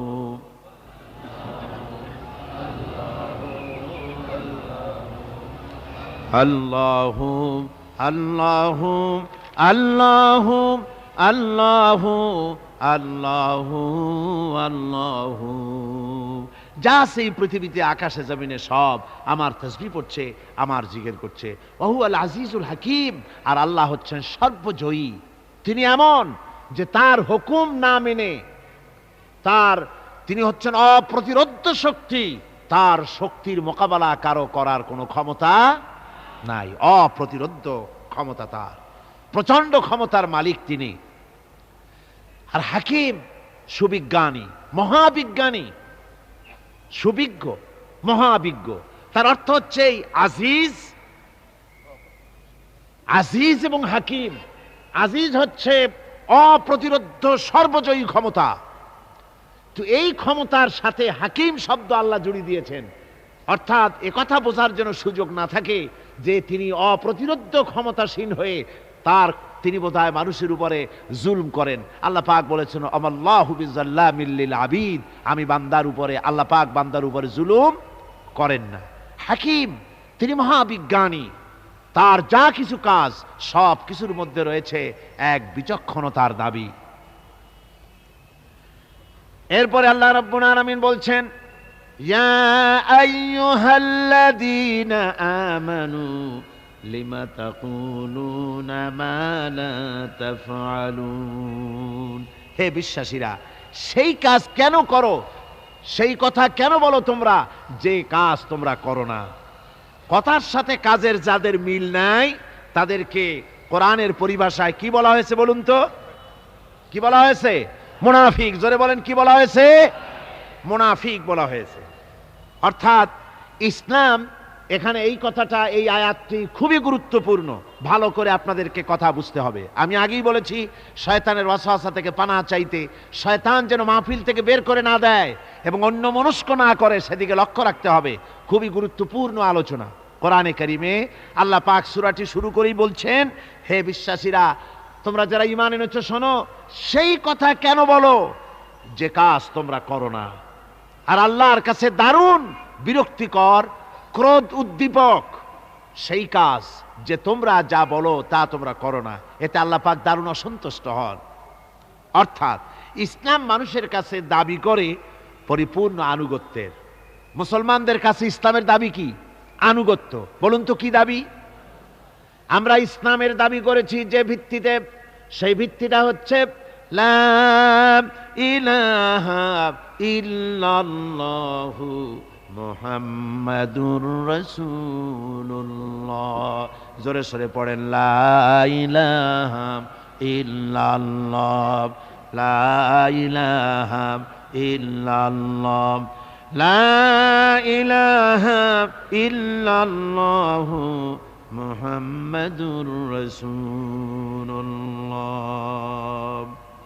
ইমানের দাবি হচ্ছে এক আল্লাহয় বিশ্বাসী হওয়া এবং আল্লাহর হুকুম ও হাকাম মেনে জীবনকে পরিচালনা করা। এটা হলো ইমানের দাবি। ইমানের দাবি এই নয় যে কলেমা পড়ে নামাজ রোজা করে হজ যাকাত করে চুপ করে বসে থাকবেন না। ইমানের দাবি হচ্ছে জীবনের সব ক্ষেত্রে হুকুম মানতে হবে। কার? জোরে কন্ত। শীতে আপনাদের গলা কি আড়ষ্ট হয়ে এসছে? তাহলে জোরে সরে বলেন, জীবনের সব ক্ষেত্রে আনুগত্য হবে কার? আল্লাহ সুবহানাহু ওয়া তাআলার আনুগত্য করতে হবে। এটা হলো ঈমানের দাবি। আল্লাহ এবং রাসূলের আনুগত্য করতে হবে জীবনের সকল ক্ষেত্রে। এই আনুগত্যশীল জনগোষ্ঠী যদি তৈরি হয়, তারাই ইসলাম প্রতিষ্ঠিত করতে পারবে জমিনের উপরে। দেখুন, সেনাবাহিনী যদি কমান্ডারের অর্ডার না মানে, কথা বুঝতে পেরেছেন? পুলিশ, বিডিআর, সেনাবাহিনী, নিশ্চয়ই তাদের কমান্ডার আছে, আছে না? কমান্ডার আছে। কমান্ডারের হুকুম যদি তারা না মানে, কমান্ডারের অর্ডার যদি ফলো না করে, নিজেদের ইচ্ছে মতো যদি কাজ করতে থাকে, এমন সেনাবাহিনী দিয়ে দেশ রক্ষা সম্ভব? জোরে বলেন, সম্ভব? মোটেই সম্ভব নয়। কমান্ডারের কমান্ড মানে না, সিপা সালারের অর্ডার মানে না, এমন বাহিনী দিয়ে দেশের কোনো উন্নতি হওয়া সম্ভব নয়। দেশ ধ্বংসের পথে অগ্রসর হবে।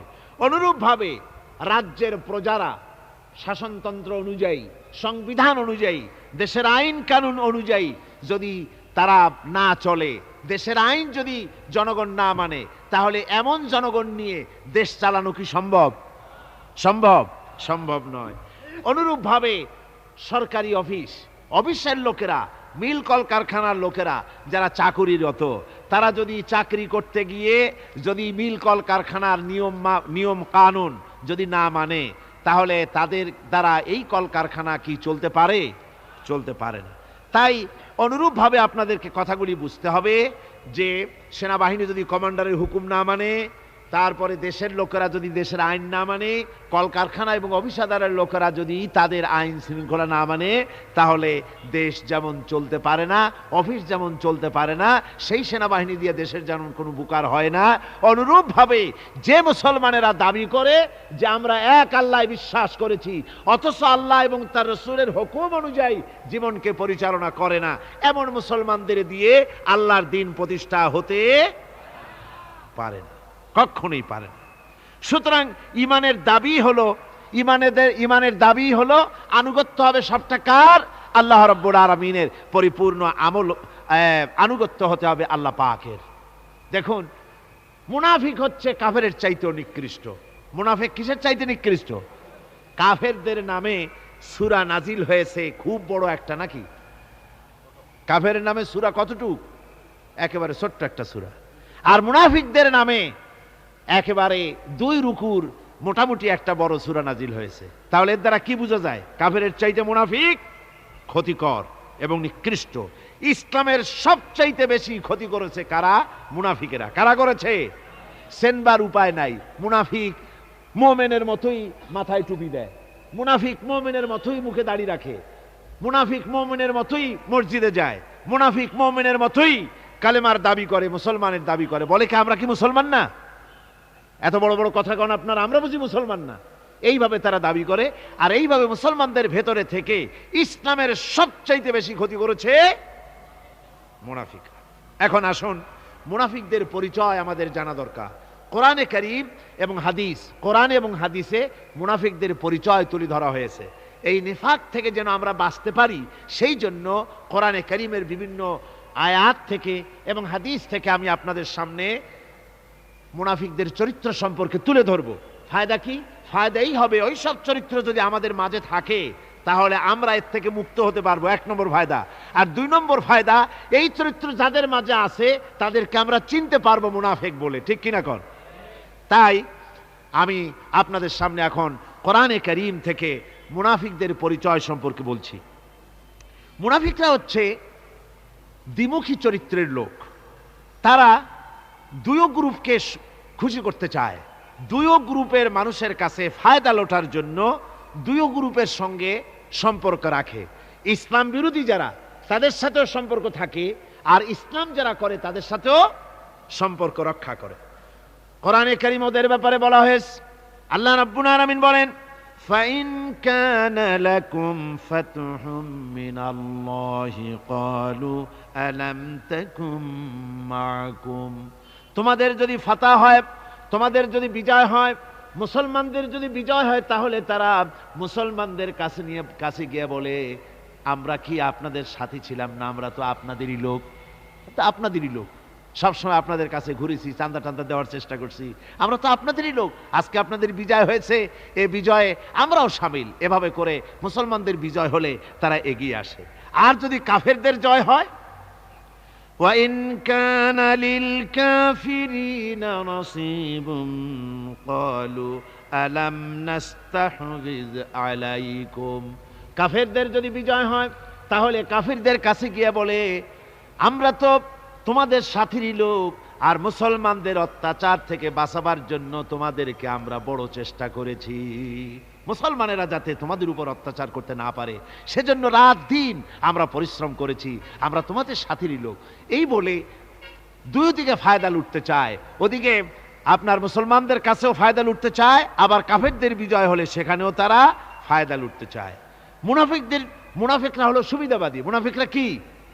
সুবিধাবাদী, সুবিধাবাদ জিন্দাবাদ, এই চরিত্রের লোক। সূরা তাওবার মধ্যে বলা হয়েছে, তাবুকের যুদ্ধে আল্লাহর নবী যখন মুসলমানদেরকে দাওয়াত দিলেন যুদ্ধে যাওয়ার জন্য, জিহাদে যাওয়ার জন্য, লোকেরা সব প্রস্তুতি নিল। মুনাফিকরা তখন গিয়ে রাসূলের কাছে আরজ করলেন।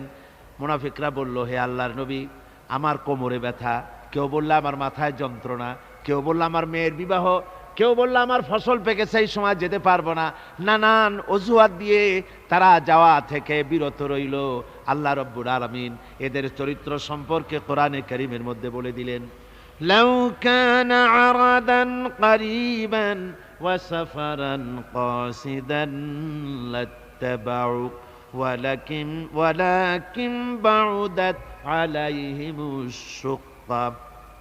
আল্লাহ পাক বলছেন, লাউ কানা আরাদান করিবান ওয়া সাফারান কাসিদান, যদি সফর হতো সহজ, সফরটা যদি, রাস্তাটা যদি সুগম হতো, আর ফায়দাটা যদি সহজলভ্য হতো, লাত্তাবাউক, তাহলে অবশ্যই এই লোকেরা আপনার অনুসরণ করত। যেহেতু পথ খুব কঠিন, শত শত মাইল যেতে হবে মদিনা থেকে তাবুকের প্রান্তরে, বহুত কষ্ট, উট আছে, ঘোড়া আছে, আবার অনেকের নাই, পায়ে হেঁটে যেতে হবে, খাবার আছে, আবার অনেকের কাছে নাই, খেতে কষ্ট হবে, যেতে কষ্ট হবে, পথে কষ্ট হবে, রৌদ্রে কষ্ট হবে, এই সব কষ্ট। আর ফায়দা খুব তাড়াতাড়ি জিততে পারবো তাও তো এখানে ধারণা নাই। মুনাফিকরা বলেছে, মুসলমানরা যখন জিহাদে যাচ্ছে বলেছে, যাও এরা মক্কার কুরাইশ না, রোমকদের সাথে লড়াই হবে, টের পাবা রোমকরা ঝুলাইয়া পিটাইয়া জনমের যুদ্ধের স্বাদ মিটাইয়া দেবে। এইভাবে করে মুসলমানদেরকে ভয় দেখিয়েছে, নিজেরাও যায় নাই, ওদেরকেও বাধা দিয়েছে। আল্লাহ বলছেন, ও নবী, যদি রাস্তাটা খুব সুগম হতো আর যাইয়েই যদি যুদ্ধে জয়লাভ করার মতো ধারণা ওদের থাকতো, গনিমতের মাল অনেক পাবে, এই চিন্তা যদি থাকতো, লাত্তাবাউক, তাহলে অবশ্যই এরা আপনার সাথে যেত। কিন্তু বিষয়টা হচ্ছে ওয়ালাকিন বাউদাত আলাইহিমুশ শুক্কা, বিষয়টা হচ্ছে এই পথটা বড় কঠিন, মোটেই সুগম নয়, এই জন্য তারা বিরত রয়েছে, আপনার সাথে যায় নাই। আর ফিরে যখন রসুল এলেন, যখন আল্লাহর নবী জিহাদে বিজয়ী হয়ে যখন ফিরে এলেন মদিনায়, আল্লাহ রাব্বুল আলামিন বলেন, এই মুনাফিকরা সকলের আগে রাসূলের সঙ্গে দেখা করেছে। ওয়াসায়াহলিফুনা বিল্লাহি লাবিস্তাতানা লাখারাজনা মাআকুম, সাথে এসে বলছে যে তারা কসম করে বলছে, আল্লাহ পাক বলছেন ওরা কসম করে বলে যে আল্লাহর কসম, যদি হুজুর আমাদের সামর্থ্য থাকতো, শক্তি থাকতো, কেবল যে কোমরটা ব্যথা করতেছিল, কেবল যে মাথায় যন্ত্রণা ছিল, কেবল যে আমাদের ধানগুলো, আমাদের ফসলগুলো পেকে গেছিল, নইলে কি আমরা বসে থাকি, আপনার সাথেই জিহাদে আমরা শরীক হয়ে যেতাম। এইভাবে তারা হচ্ছে মুনাফিক চরিত্রের, সব সময় সুবিধাবাদী লোক।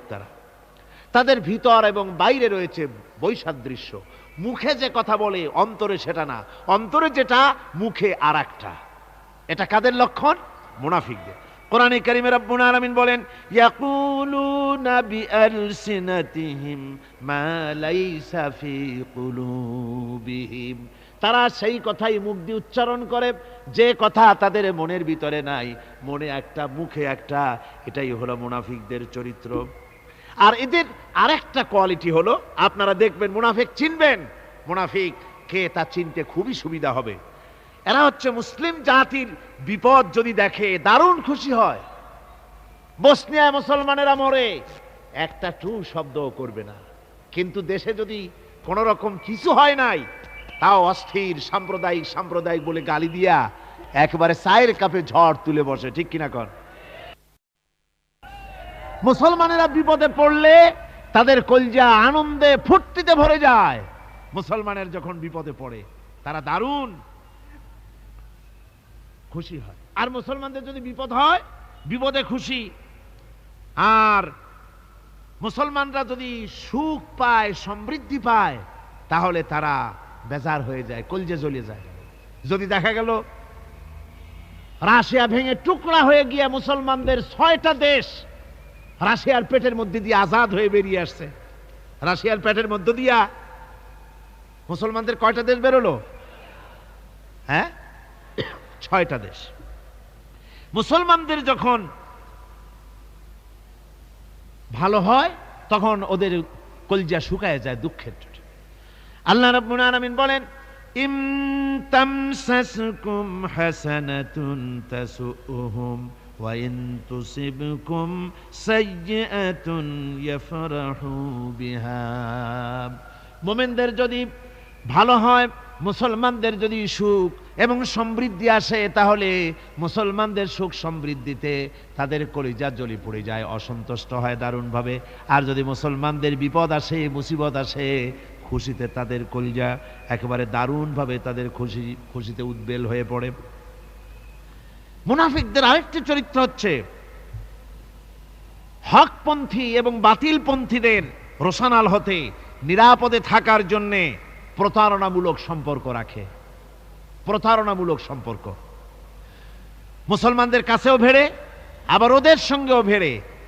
টাকা পয়সা ওদের যদি থাকে, তো এই বেশি টাকাগুলো দেয় ইসলাম বিরোধীদের দিয়া সম্পর্ক রক্ষা করে। জানি না কোন দল ক্ষমতায় যাবে, বলা তো যায় না, কাজে দুই দিকে সম্পর্ক রক্ষা করে তারা চলে। আল্লাহ রাব্বুল আলামিন বলেন, ইউরিদুনা আইয়ামানুকুম ওয়া ইয়ামানু কওমাহুম, ওরা চায় দুই সম্প্রদায়ের সঙ্গে সম্পর্ক রক্ষা করে প্রতারণামূলক আচরণ করে নিজেদেরকে টিকিয়ে রাখার জন্য চেষ্টা করে। মুনাফিকদের অবস্থা হচ্ছে তারা ইসলামের ক্ষতি সাধনের জন্য সারাক্ষণ চেষ্টা সাধ্য করতে থাকে। আর ইসলামের বিচার পদ্ধতি মুনাফিকদের পছন্দ নয়। ইসলামের যে কোনো বিচার পদ্ধতি শুনলেই তাদের দারুণ জ্বালা করে। যেমন ইসলামের বিচার পদ্ধতি হলো চোর পুরুষ হোক আর নারী হোক উভয়ের হাত কেটে দাও। এ শুনলে তারা বলে এটা হলো বর্বর আইন। জিনার শাস্তি, মদখোরের শাস্তি, হত্যাকারীর শাস্তি, কোরআনে কারীম যে শাস্তি বিধান করেছে তা শুনলে পরে তাদের দারুণ খারাপ লাগে এবং এ নিয়ে বিতর্ক সৃষ্টি করে। কোরআনে কারীম আল্লাহ পাক এই চরিত্র সম্পর্কে বলেছেন, ইউরিদুনা আন ইয়াতাহাকামু ইলাত তাগুত, তারা শয়তানের আইনকে প্রতিষ্ঠিত করতে চায়, অর্থাৎ আল্লাহর আইন বিদায় করে দিয়ে মানুষের তৈরি করা মতবাদকে প্রতিষ্ঠিত করার জন্য তারা চেষ্টা চালায়। শুধু তাই নয়, মুনাফিকদের আরেকটা চরিত্র হলো তারা যদি আজান শুনতে পায়, আজান এবং নামাজ সম্পর্কে তারা কটূক্তি করে, আজান এবং নামাজ সম্পর্কে তারা কটূক্তি করতে থাকে। এটা হলো মুনাফিকদের আরেকটা চরিত্র। আল্লাহ রাব্বুল আলামিন বলেন, ওয়াইদা নাদাইতুম ইলাস সালাতি ইত্তাখাযুহা হুজওয়ান ওয়া লাইবান, যখন আজান তারা শোনে, যখন নামাজের দিকে তাদেরকে ডাকা হয় তখন তারা ঠাট্টা করে, বিদ্রুপ করে। আপনারা শুনেছেন আমাদের দেশে কবিরা, এই সব কবিদের নাম নিতেও ঘৃণা হয়। এক কবি, তার নাম আমি নিতে চাই না, সে লিখেছে, ফজরের আজান যখন আমি শুনি তখন আমার কাছে মনে হয় বেশ্যার চিৎকারের মতো। কোরআনের শিক্ষা বন্ধ করে দেওয়ার জন্য এই টেলিভিশন থেকে প্রচেষ্টা চালানো হয়। কদিন আগে এই টেলিভিশনের মধ্যে একটি নাটক প্রচারিত হচ্ছিল। সেই নাটকটার বিরুদ্ধে আমরা কথা বলেছি তাফসীরুল কোরআন মাহফিল, ঢাকা মতিঝিল ময়দানে। ওই নাটকে দেখানো হচ্ছিল কোরআন শরীফ শিক্ষা দেওয়া হচ্ছে, এক মৌলবি একজনের বারান্দায় কোরআন শরীফ পড়াচ্ছে। নাটকটির নাম ছিল উঠান। কোরআনে কারীম পড়ানো হচ্ছে। তো কোরআনে কারীম কি, আলিফ জাবর আ, বা জাবর বা, সা জাবর সা, এগুলি পড়ানো হচ্ছে। একটা মেয়ে লোক এসে বলছে, সব বন্ধ কর, অয় অজগর, আয় আম পেড়ে খাই, এইগুলি পড়। আমি এই দৃশ্য আমি নিজের চোখে দেখেছি। ইচ্ছে করেই সেই অনুষ্ঠানটি আমি দেখলাম, তার কারণ এর আগে ২-৩টা পর্বে পত্রপত্রিকায় দারুণভাবে সমালোচনা এসেছে। আমি কিভাবে আক্রমণ হচ্ছে দেখার জন্য চেষ্টা করলাম। আমি দেখে তারপরে দেখলাম টুপির উপর আক্রমণ করা হলো, জামার উপরে আক্রমণ করা হলো। আমি আমার মাহফিলে বললাম যে ছেলেরা যদি এ বি সি ডি পড়তে থাকতো আর নায়িকা এসে যদি বলতে সব বন্ধ কর, অ ক খ পড়, এটার একটা জাস্টিফিকেশন ছিল যেহেতু এটা বাংলাদেশ। কিন্তু ছেলে পড়তেছে আলিফ জাবর আ, বা জাবর বা, আর এসব বন্ধ কর, তার অর্থ কি? বাংলাদেশ থেকে কোরআনে কারীমকে বন্ধ করে দেওয়ার জন্য মুনাফিকেরা টেলিভিশনের মাধ্যমে আপ্রাণ চেষ্টা চালায় যেতেছে।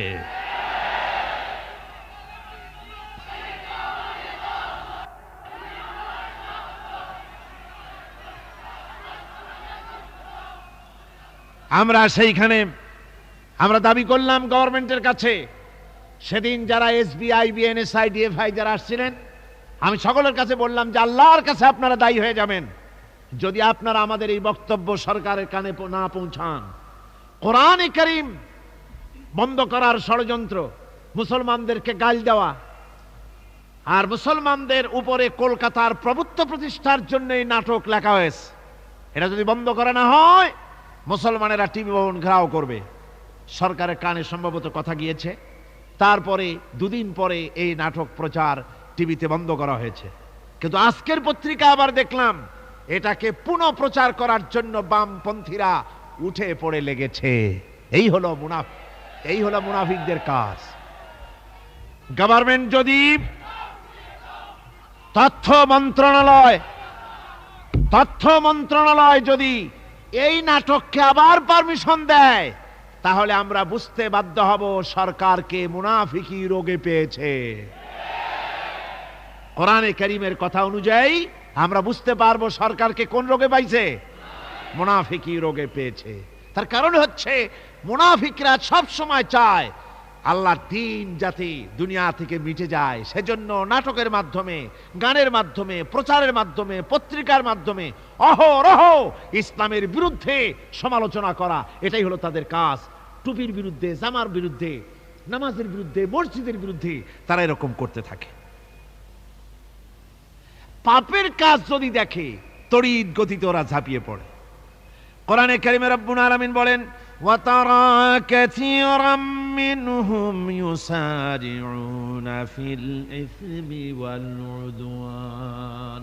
মুনাফিকদের চরিত্র এটাও যে তারা যখনই সুযোগ পায় তখনই খারাপ কাজের দিকে, মন্দ কাজের দিকে ঝাঁপায় পড়ে এবং মানুষদেরকে মন্দের দিকে, গুনাহের দিকে, জুলুমের দিকে, অত্যাচারের দিকে তড়িৎ গতিতে তারা ঝাঁপায় পড়ে। এটা হলো তাদের কাজ। মুনাফিকদের আরেকটা চরিত্র হচ্ছে তারা যদি নামাজ পড়তে দাঁড়ায়, নামাজ তারা পড়ে মানুষকে দেখাবার জন্যে, আল্লাহকে খুশি করার জন্য মুনাফিকরা নামাজ পড়ে না। কোরআনে কারিমে বলা হচ্ছে, ওয়াইদা কামু ইলাস সালাতি কামু কুসালা ইউরাউনান নাস। মুনাফিকদের চরিত্র হচ্ছে তারা নামাজে যায় না, যদি যায় তাহলে নামাজের মধ্যে দাঁড়ায় কাহিনী এবং চুস্তি অবস্থায়, নামাজের মধ্যে দাঁড়ায় ইদিক উদিক তাকায়, টুপিটা ঠিক করে, জামাটায় টান দেয়, বগলে চুলকায়, তারপরে নামাজের মধ্যে ইমামকে সতর্ক করে। ইমাম যদি তাশাহুদ পড়তে দেরি করে, ওর নিজের পড়া আগে হয়ে গেছে, ইমাম একটু দেরি করতেছে, তো পিছন থেকে সিগন্যাল মারে।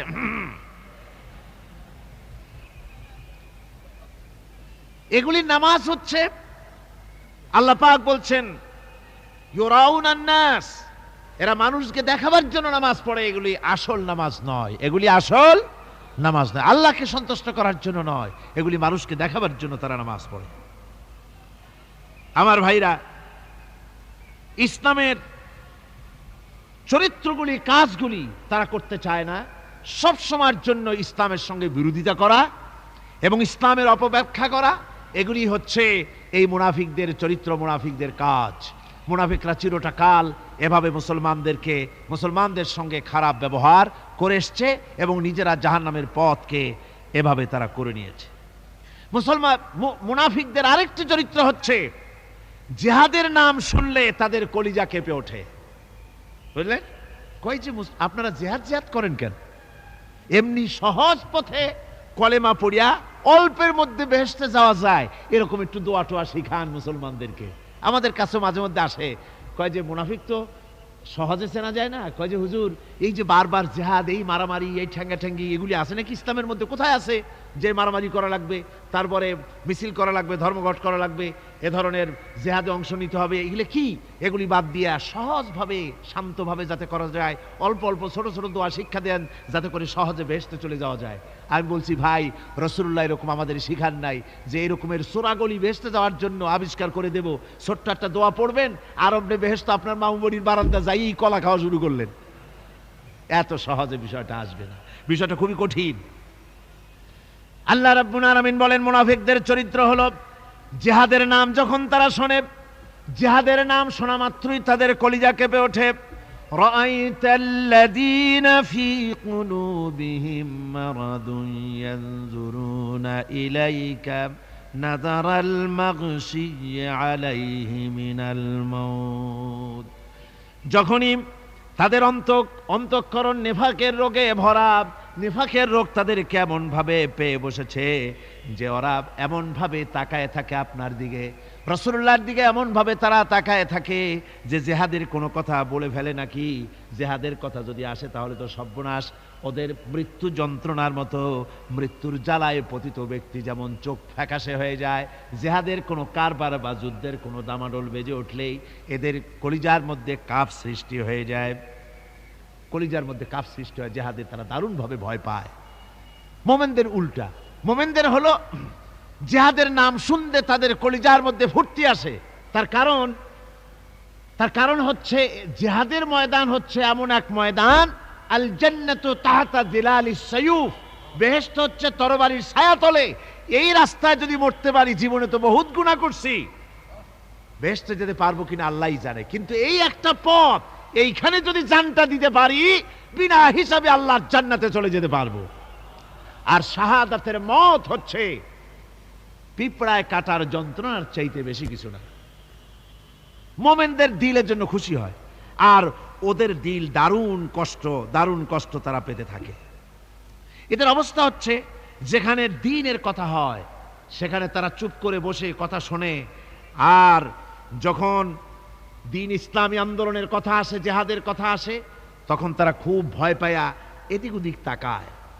কোরআনে কারিমে ওদের এই চরিত্র সম্পর্কে বলা হয়েছে, وَإِذَا مَا أُنزِلَتْ سُورَةٌ نَظَرَ بَعْضُهُمْ إِلَى بَعْضٍ هَلْ يَرَاكُمْ مِنْ أَحَدٍ ثُمَّ انصَرَفُوا। এরা কোরআনের আয়াত যখন নাজিল হয় তখন একজন আরেকজনের দিকে তাকাতাকি করে, কি জানি আমাদের ব্যাপারে কোনো আয়াত নাজিল হয়ে পড়ে নাকি, অথবা জিহাদের ব্যাপারে কোনো আয়াত নাজিল হয়ে পড়ে নাকি। কেউ দেখে নাকি এই সব এদিক ওদিক তাকাইয়া আসতে এই জায়গা থেকে কেটে পড়ে, যে আমাদের চরিত্রই তো বর্ণনা করা হচ্ছে, কাজী এখন আর বসা ঠিক না, আস্তে করে কেটে পড়ার জন্য চেষ্টা করে। এটা হলো মুনাফিকদের আর একটা চরিত্র।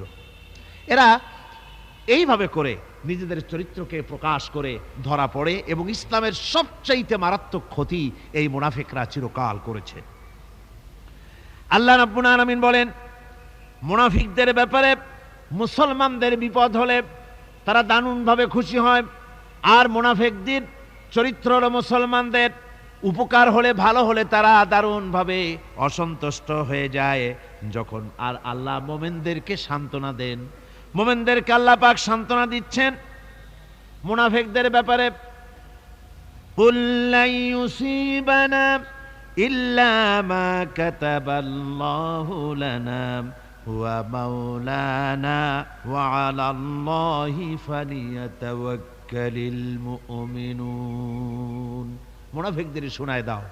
মুমিনদেরকে বলা হচ্ছে তোমরা মুনাফিকদের শোনাও যে তোমরা যে আমাদের ব্যাপারে খুশি হচ্ছ, যে আমাদের বিপদ দেখা, আমাদের চতুর্দিক থেকে বিপদ, মুসলমানদের আর চতুর্দিক থেকে কি বিপদ, এই বিপদ দেখে তোমরা দারুণ খুশি যে মুসলমানেরা এইবার মার খাচ্ছে, ইসলামী আন্দোলন আর কোমর সোজা করে দাঁড়াতে পারবে না, এইবার শেষ, বুদ্ধি করিয়া যে ষড়যন্ত্রের জালে আটকায় দিছি আর মুক্তি হবে না। এই যে তারা খুশি। আল্লাহ রাব্বুল আলামিন বলেন, মুমিনেরা তোমাদের ঘাবড়াবার কোনো কারণ নাই, তোমরা বলে দাও কুল লা ইউসিবানা ইল্লা মা কাতাবাল্লাহু লানা, তোমরা শোনায় দাও যে আমাদের কিছুই হয় না, আমাদের শুধু তাই হয় যে আল্লাহ রাব্বুল আলামিন আমাদের জন্য লিখে রেখেছেন, আমাদের তাকদীরে যেটা আছে ওটাই হবে, এর থেকে বেশি কিছুই হবে না। তিনি আমাদের মাওলা, তিনি আমাদের মনিব, তিনি আমাদের প্রভু, আর সমস্ত মুমিনদের উচিত সে আল্লাহর উপরই নির্ভর করা। তবে তোমরা জেনে রাখো, তোমরা আমাদের জন্য যে জিনিসের অপেক্ষা করছো, কুল হাল তারাব্বাসুনা বিনা ইল্লা ইহদাইল হুসনাইন, তোমরা আমাদের জন্য যে জিনিসের অপেক্ষা করতেছো, আল্লাহ বলছেন মুমিনেরা তোমরা বলো, তোমরা মুনাফিকদের বলো যে আমাদের ব্যাপারে তোমরা যে জিনিসের অপেক্ষা করছো তার দুটি ভালোর একটি ছাড়া কি, অর্থাৎ তোমরা আমাদের জন্য অপেক্ষা করতেছো আমরা যেন মরে যাই, আমরা যেন শেকস্ত খাই, তো আমরা যদি পৃথিবীতে মরে যাই তাহলে তো আমরা শহীদ হয়ে গেলাম, আর আমরা যদি বেঁচে থাকলাম তো আমরা তো গাজী হয়ে গেলাম।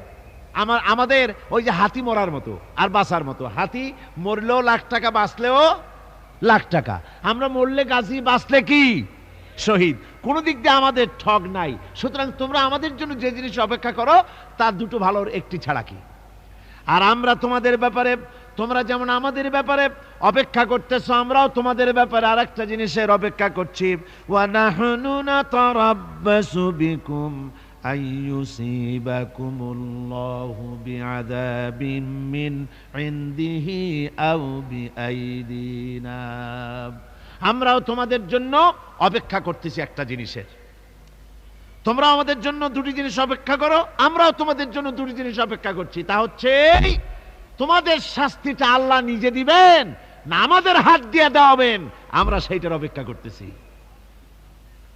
ফাতারাব্বাসু ইন্না মাআকুম মুতারাব্বিসুন, সুতরাং তোমরা অপেক্ষা করতে থাকো, আমরা অপেক্ষা করতে থাকি। ব্যাপারটা কোথায় গিয়ে দাঁড়ায় আসো আমরা সকলে তা লক্ষ্য করি। সুতরাং এই মুনাফিকদের এই হচ্ছে চরিত্র, চিরকাল ইসলামের সঙ্গে বিরোধিতা করা, মুসলমানদের সাথে ঠাট্টা বিদ্রুপ করা, এটাই হচ্ছে তাদের চরিত্র। এই চরিত্র দিয়েই তারা ইসলামকে চিরকাল ক্ষতিগ্রস্ত করে এসেছে। রাসূল পাক সাল্লাল্লাহু আলাইহি ওয়াসাল্লাম এই মুনাফিকদের সম্পর্কে বলেছেন যে মুনাফিকরা হচ্ছে ইদা হাদা গাদারা, যখন তারা ওয়াদা করে সে ওয়াদাকে তারা খেলাফ করে, এটা হচ্ছে মুনাফিকদের একটা চরিত্র। তারপরে তাদের কাছে কোনো জিনিস আমানত রাখলে ইদা উতুমিনা খানা, যখন আমানত রাখা হয় সে আমানতের তারা খিয়ানত করে। তারপরে যখন তারা ঝগড়ায় লিপ্ত হয় তখন তারা পরস্পরকে গালাগালি করে। আর যদি তারা কথা বলে কথার মধ্যে কথায় কথায় তারা মিথ্যে কথা বলে। এই হচ্ছে মুনাফিকদের চরিত্র। এরপরে মুনাফিকরা শুধু রুজি রুটি আর পেট নিয়েই তারা ব্যস্ত থাকে। মুনাফিকদের এই চরিত্র কোরআন এবং হাদিসে আল্লাহ রাব্বুল আলামিন স্পষ্ট করে মানুষের সামনে তুলে ধরেছেন, যাতে করে আমরা মুনাফিকি চরিত্র থেকে রক্ষা পেতে পারি। এই মুনাফিকদের সম্পর্কে সর্বশেষ কথা, আল্লাহ রাব্বুল আলামিন যেহেতু মুনাফিকরা ইসলামের সবচাইতে বেশি ক্ষতি করেছে, সেই জন্য আল্লাহ রাব্বুল আলামিন নবীকে বলেছেন যে আপনি যদি এদের ব্যাপারে ইস্তাগফির লাহুম আও লা তাস্তাগফির লাহুম ইন তাস্তাগফির লাহুম ৭০ মাররাতান ফালান ইয়াগফিরাল্লাহু লাহুম, আপনি যদি এদের জন্য ক্ষমা চান, আর ক্ষমা আপনি নাই চান, এমনকি ৭০ বারও যদি আপনি মুনাফিকদের জন্য আমি আল্লাহর কাছে ক্ষমা প্রার্থনা করেন, আমি আল্লাহ রব্বুল আলামিন মুনাফিকদেরকে ক্ষমা করে দেব না। মুনাফিক হচ্ছে চরমভাবে ক্ষতিগ্রস্ত, দুনিয়াও ক্ষতিগ্রস্ত হবে, আখিরাতেও তারা ক্ষতিগ্রস্ত হবে। আল্লাহ পাকের কত বড় কথা যে কিয়ামত পর্যন্ত মুনাফিকদের জন্য হুজুর সাল্লাল্লাহু আলাইহি ওয়াসাল্লামকে বলা হচ্ছে যে ৭০ বারও যদি তাদের জন্য আপনি আমার কাছে ক্ষমা চান, আমি মুনাফিকদেরকে কখনো ক্ষমা করব না। সুতরাং আমাদেরকে বুঝতে হবে মুনাফিকি চরিত্র সবচাইতে নিকৃষ্ট চরিত্র, আর এই চরিত্রে আল্লাহ পাক সবচাইতে বেশি অসন্তুষ্ট হন। আল্লাহ পাক তাই বলছেন, কাবুরা মাকতান ইনদাল্লাহি আন তাকুলু মা লা তাফআলুন, আল্লাহর কাছে সবচাইতে বেশি ক্রোধ উদ্রেককারী এই ব্যাপারটাই যে তোমরা যা বলো তা তোমরা করো না, এটা বড় মারাত্মক ব্যাপার, আল্লাহ এটাকে সহ্য করেন না। সুতরাং মুমিনদেরকে আয়াত থেকে শিক্ষা গ্রহণ করতে হবে, মুনাফিকি ছাড়তে হবে, আনুগত্য করতে হবে, সবটাই আল্লাহর। কার আনুগত্য হবে? আল্লাহ এবং রাসূলের আনুগত্য জীবনের সকল ক্ষেত্রেই করতে হবে। এটাই মুসলমানদের জন্য ঈমানের সবচেয়ে বড় দাবি। তারপরে রব্বুল আলামিন বলেন, ইন্নাল্লাহা ইউহিব্বুল্লাযীনা ইউকাতিলুনা ফি সাবিলিহি সাফফান কাআন্নাহুম বুনিয়ানুম মারসুস। আল্লাহ পাক বলছেন, আল্লাহ নিশ্চয়ই ভালোবাসেন সেই সব লোকদেরকে যারা কাতারবন্দি হয়ে আল্লাহর রাস্তায় লড়াই করে, সীসা ঢালা প্রাচীরের মতো ইস্পাত কঠিন দৃঢ় হয়ে যারা কাতারবন্দি হয়ে সুসংবদ্ধ হয়ে আল্লাহর জন্য যারা লড়াই করে। এখানে বলা হচ্ছে যে লড়াইটা হবে আল্লাহর জন্য, সংগ্রাম হবে কার জন্য? ইউকাতিলুনা ফি সাবিলিহি। লড়াই কিন্তু লড়াইটা কখনই দেশ দখল করা, তা আবার মানুষের তৈরি করা আইন কানুন প্রতিষ্ঠার জন্য দেশ দখল করার সংগ্রাম, মানুষের তৈরি করা মতবাদকে প্রতিষ্ঠা করার সংগ্রাম, এই জাতীয় যত রকমের সংগ্রাম আছে, যত রকমের জিহাদ আছে, এই সমস্ত সংগ্রামকে, লড়াইকে ইসলাম জায়েজ করে না। এগুলি মুসলমানদের জন্য একদম নিষিদ্ধ।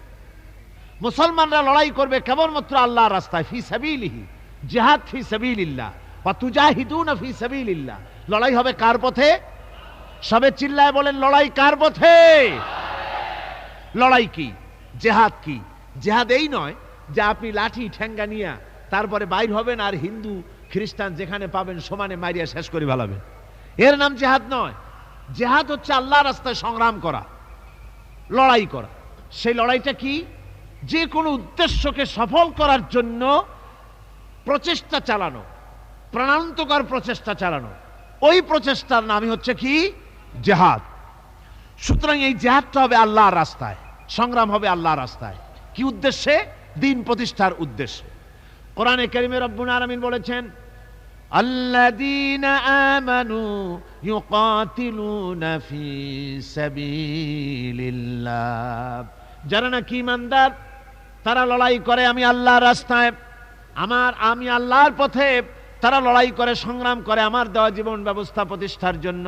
ওয়াল্লাযীনা কাফারু ইউকাতিলুনা ফি সাবিলিত তাগুত, আর যারা নাকি কাফের, ভালো করে শোনেন, আল্লাহ পাক বলছেন যারা নাকি কাফের তারাই লড়াই করে মানুষের তৈরি করা তাগুতের পথে লড়াই করে, অর্থাৎ আল্লাহর দেওয়া রাসূলের দেওয়া বিধানকে বাদ দিয়ে মানুষের তৈরি করা, অন্যের তৈরি করা মতবাদ প্রতিষ্ঠার পিছনে সংগ্রাম করে।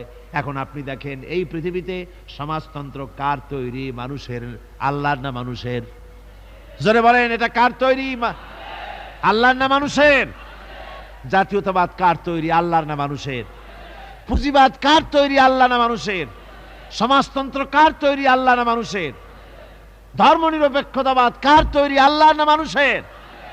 এই সমস্ত মতবাদকে মানুষের তৈরি করা, এসব মতবাদকে প্রতিষ্ঠিত করার জন্য যারাই সংগ্রাম করে, যারাই লড়াই করে, আল্লাহ পাক বলেছেন ওয়াল্লাযীনা কাফারু ইউকাতিলুনা ফি সাবিলিত তাগুত, এরা হচ্ছে লড়াই করে তাগুতের পথে, শয়তানের পথে। কার পথেগুলি? শয়তানের পথ। জোরে বলেন, এই পথগুলি কার? শয়তানের পথ। যারা মুমিন তারা লড়াই করবে আল্লাহর পথে। সুতরাং লড়াই হতে হবে সব সময় আল্লাহর পথে, আর সেই লড়াই বিচ্ছিন্নভাবে নয়, কাতারবন্দি হয়ে সুসংহত সাংগঠনিক প্রক্রিয়ায় সুশৃঙ্খলভাবে সাংগঠনিক ফয়সলা সিদ্ধান্তকে মেনে নিয়ে আমিরের হুকুমকে অনুসরণ করে ঐক্যবদ্ধভাবে যদি লড়াই হয়, সে লড়াইয়ে বিজয় আসবে আল্লাহর পক্ষ থেকে। বিচ্ছিন্নভাবে নয়, ঐক্যবদ্ধভাবে কাজ করতে হবে। এই আয়াতের মূলনীতির ভিত্তিতে রাসূল পাক সাল্লাল্লাহু আলাইহি ওয়াসাল্লামের নেতৃত্বাধীন এমন এক মহা সামরিক শক্তি গড়ে উঠেছিল, যার সামনে তদানীন্তন রোম, পারস্য পদানত হয়েছিল। সুবহানাল্লাহ পড়েন। সুতরাং এমন একটি বাহিনী গড়ার জন্য মুমিনদের প্রতি বলা হচ্ছে যে তোমরা হবে সেই ধরনের বাহিনী যারা নাকি লড়বে আল্লাহর রাস্তায়, আল্লাহর পথে লড়াই করবে নিজেদের জান এবং মাল দিয়ে, ঐক্যবদ্ধভাবে। তারপরে আল্লাহ রাব্বুল আলামিন বলছেন ওয়াইয ক্বালা মূসা লিকওমিহি ইয়া কওমি লিমা তুযুনানি وقد تعلمون أني رسول الله إليكم فلما زاغوا أزاغ الله قلوبهم والله لا يهدي القوم الفاسقين। স্মরণ করো মুসা আলাইহিস সালামের কথা। এই কথাগুলি আল্লাহ মুসলমানদের স্মরণ করাচ্ছেন। কাদেরকে? মুসলমানদেরকে। মুসা আলাইহিস সালামের কথা স্মরণ করো। তিনি তার কওমদেরকে বললেন, হে কওম, হে আমার জাতি, তোমরা কেন আমাকে উৎপীড়িত করছো, কেন আমাকে কষ্ট দিচ্ছ? ওয়াকাদ তা'লামুনা আন্নী রাসূলুল্লাহি ইলাইকুম, আর একথা তোমরা ভালো করেই জানো যে আমি তোমাদের জন্য রাসূল হয়ে এসেছি আল্লাহর পক্ষ থেকে। বন্ধুগণ, কোরআনে কারীমে একথা বলা হয়েছে, সর্বত্র প্রায় এসেছে, নবীদের উপরে সমকালীন যুগের লোকেরা নবীদেরকে কষ্ট দিয়েছে, মুসিবত দিয়েছে। কারণ কি? নবীদের স্বভাব খারাপ ছিল, তাই নাকি? নাউযুবিল্লাহি মিন যালিক। নবীরা স্বভাব চরিত্রের দিক থেকে সর্বশ্রেষ্ঠ। নবীদের জন্য সমকালীন লোকেরা খেপলো কেন? খেপেছে একটাই কারণ ছিল। নবীদের বিরুদ্ধে খেপার একটি কারণ, তা হচ্ছে নবীরা দুনিয়ার মানুষের সামনে বলেছেন ইয়া কওমি ইবুদুল্লাহা মা লাকুম মিন ইলাহিন গায়রু। নবীরা দাওয়াত দিয়েছেন, ও আমার কওম, ও আমার জাতি, এক আল্লাহ ছাড়া কারো গোলামি করা যাবে না, কারো আনুগত্য করো না, দাসত্ব করো, গোলামি করো একমাত্র আল্লাহ রাব্বুল আলামিনের। অন্য আয়াতে এসেছে, আল্লাহ পাক বলেছেন ওয়ালাকাদ বা'আসনা ফি কুল্লি উম্মাতির রাসূলা আন ইবুদুল্লাহা ওয়াজতানিবুত তাগুত। আমি এমন কোন জাতি নাই, এমন কোন দল নাই যাদের জন্য নবী প্রেরণ করি নাই। নবীরা গিয়া তাদেরকে বলেছেন এক আল্লাহর গোলামি করো আর মানুষের দাসত্ব, তাগুতের গোলামি বর্জন করো, আল্লাহর গোলামি করো। এই কথা বলার সঙ্গে সঙ্গে তাগুত খেপে গেছে। কে খেপে গেছে? কে খেপেছে? তাগুত সহ্য করতে পারে নাই। তাগুত বলা হয় সেই শক্তিকে, যে শক্তি নিজে শুধু আল্লাহর আইন অমান্য করে বসে থাকে না, অন্যদেরকেও আল্লাহর আইন অমান্য করতে বাধ্য করে। ওরাই খেপে গেল। ওরা খেপে মার আরম্ভ করে দিল। হযরতে মুসা আলাইহিস সালাম মার খেয়েছেন। হযরতে মুসা আলাইহিস সালাম, হযরতে ঈসা আলাইহিস সালাম, ইব্রাহিম আলাইহিস সালাম, নূহ আলাইহিস সালাম, এমন কোন পয়গম্বর আছেন যিনি মার খান নাই? কোরআনে কারীম বলা হচ্ছে ইয়া হাসরাতান আলাল ইবাদ মা ইয়াতিহিম মির রাসূলিন ইল্লা কানু বিহি ইয়াস্তাহজিউন। আফসোস বান্দার উপরে, এমন একজন রাসূলও পাঠাই নাই যার সঙ্গে সমকালীন যুগের লোকেরা ঠাট্টা করে নাই, বিদ্রুপ করে নাই, পাগল বলে নাই। এমন একজনও পাঠাই নাই। যাকেই পাঠিয়েছি তার সাথে সমকালীন লোকেরা ঝগড়া বিবাদ করেছে, মারধর করেছে, অত্যাচার করেছে। বিশ্বকবি, কবি সম্রাট আল্লামা ইকবাল রহমতুল্লাহ আলাইহি বলেছেন, সতীজা কা রহা है अजल से तायम रोज, सतेजा का रहा है असल से तायम रोज, चरागे मुस्तफा भी से शरारे बुलहबीज। মুস্তফার দ্বীপ শিখার সাথে, মুস্তফার দ্বীপ শিখার সাথে আবু লাহাবের অগ্নিস্ফুলিঙ্গের সংঘর্ষ চলে এসেছে। আবহমান কাল থেকে শুরু হয়েছে, আজও চলছে, কিয়ামত পর্যন্ত চলতে থাকবে। তবে কিনা আবু জেহেলের, আবু লাহাবের অগ্নিস্ফুলিঙ্গ নির্বাপিত হয়ে যাবে, আর মুস্তাফা সাল্লাল্লাহু আলাইহি ওয়াসাল্লামের দীপ শিখা জ্বলতেই থাকবে, নিভে যাবে না। সুবহানাল্লাহ পড়েন, নিভে যাবে না। কারণ হচ্ছে আল্লাহ পাক বলেছেন ইউরিদুনা লিইউতফিউ নূরাল্লাহি বিআফওয়াহিহিম ওয়াল্লাহু মুতিম্মু নূরিহি ওয়ালাউ কারিহাল কাফিরুন।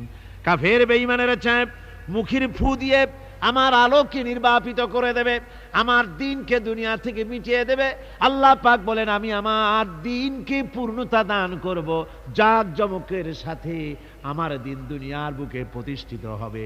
তাতে কাফেরদের কলিজার ভিতরে যতই জ্বালা যন্ত্রণা হোক না কেন, ওদের মনে যত কষ্ট হোক, ইসলাম প্রতিষ্ঠিত হবে। আল্লাহ বলেছেন। কে বলেছেন? আল্লাহ পাক। আমি আমার দ্বীনকে পূর্ণতা দান করব। সুতরাং কাফেররা বাধা দিল নবীদের। কারা বাধা দিল? কাফেররা।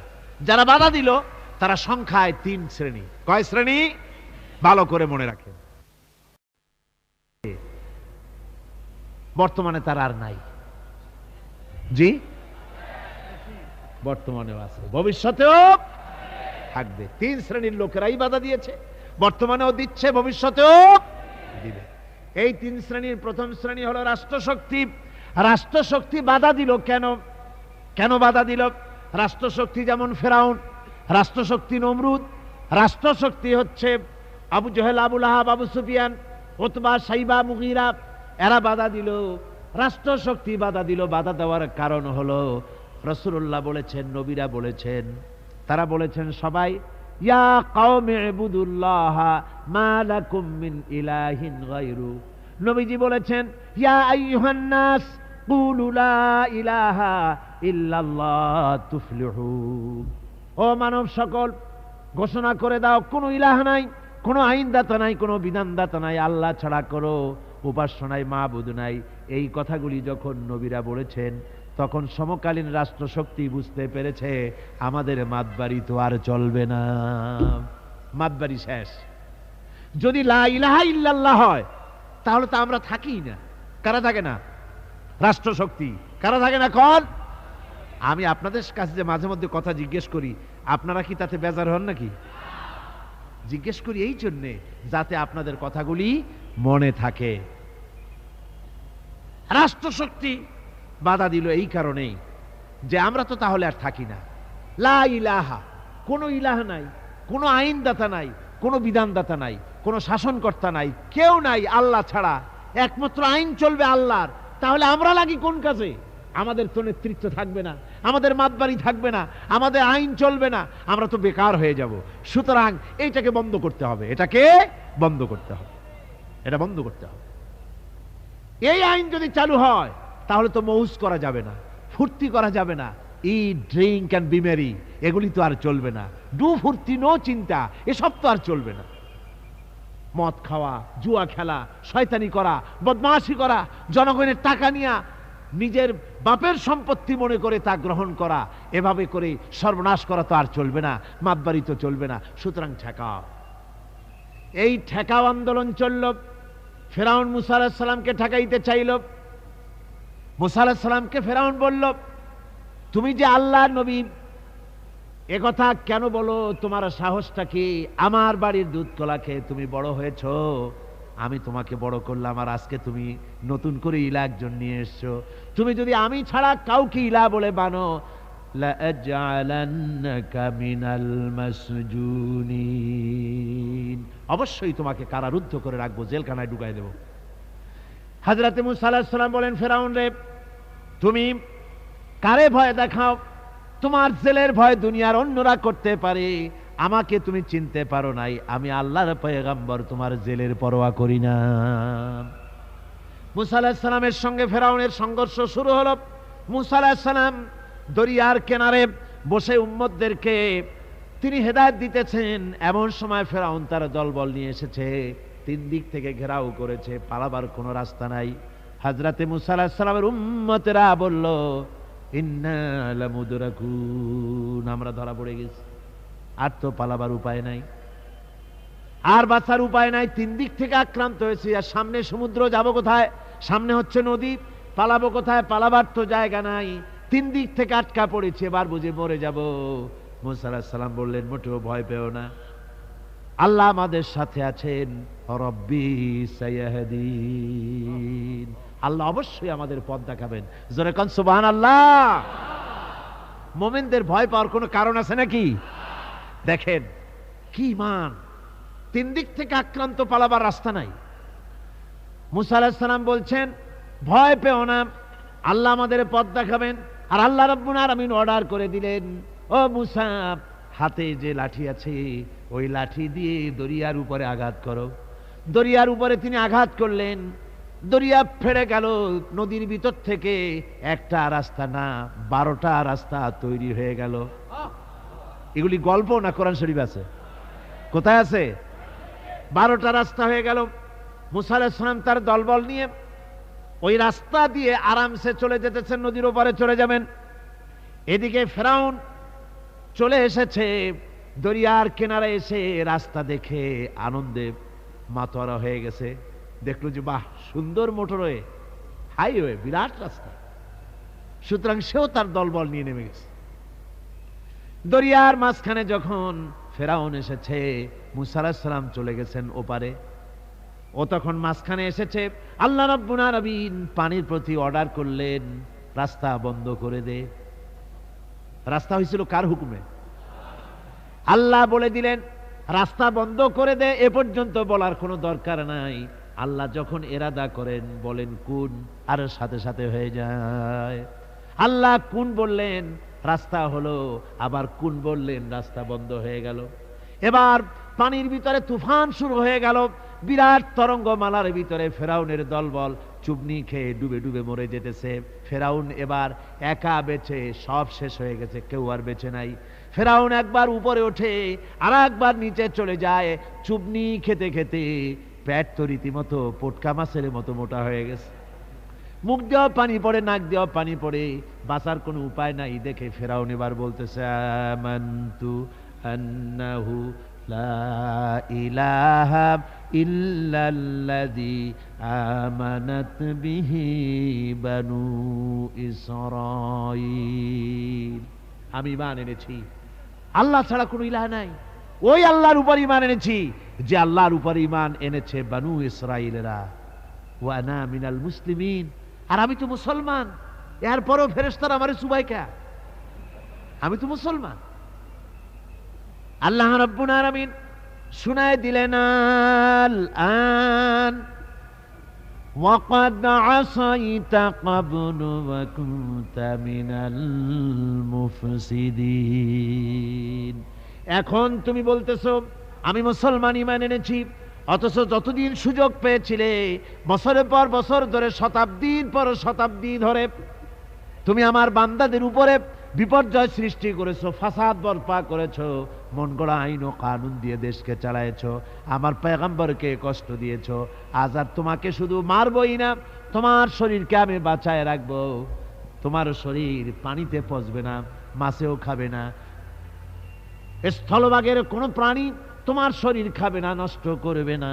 তোমার শরীরকে আমি বাঁচায় রাখবো, যাতে দুনিয়ায় যত মানুষ পৃথিবীতে আছে তোমার মতো নমরুদ আর ফেরাউন যদি কেউ হতে চায়, তাহলে তারা যেন বোঝে যে আল্লাহ ইচ্ছে করলে এইরকম সুটকি বানায়া রাখতে পারবে। আমার বন্ধুগণ, পয়গম্বরদের বাধা দিল, ফেরাউন বাধা দিয়েছিল এই কারণে, নমরুদ বাধা দিল এই কারণে। নমরুদ বলল আমি হচ্ছি তোমাদের ইলাহ, মান আশাদ্দু মিন্না কুওয়া, আমার চাইতে শক্তিশালী আর কে আছে, আমি তো বড় শক্তিশালী। আনা রাব্বুকুমুল আলা, আমি তোমাদের বড় প্রভু। আবার কে বলতেছে লা ইলাহা ইল্লাল্লাহ, এগুলি কোনো ব্যাপার না। এই বলে ইব্রাহিম আলাইহিস সালামকে মারার চেষ্টা করেছিল।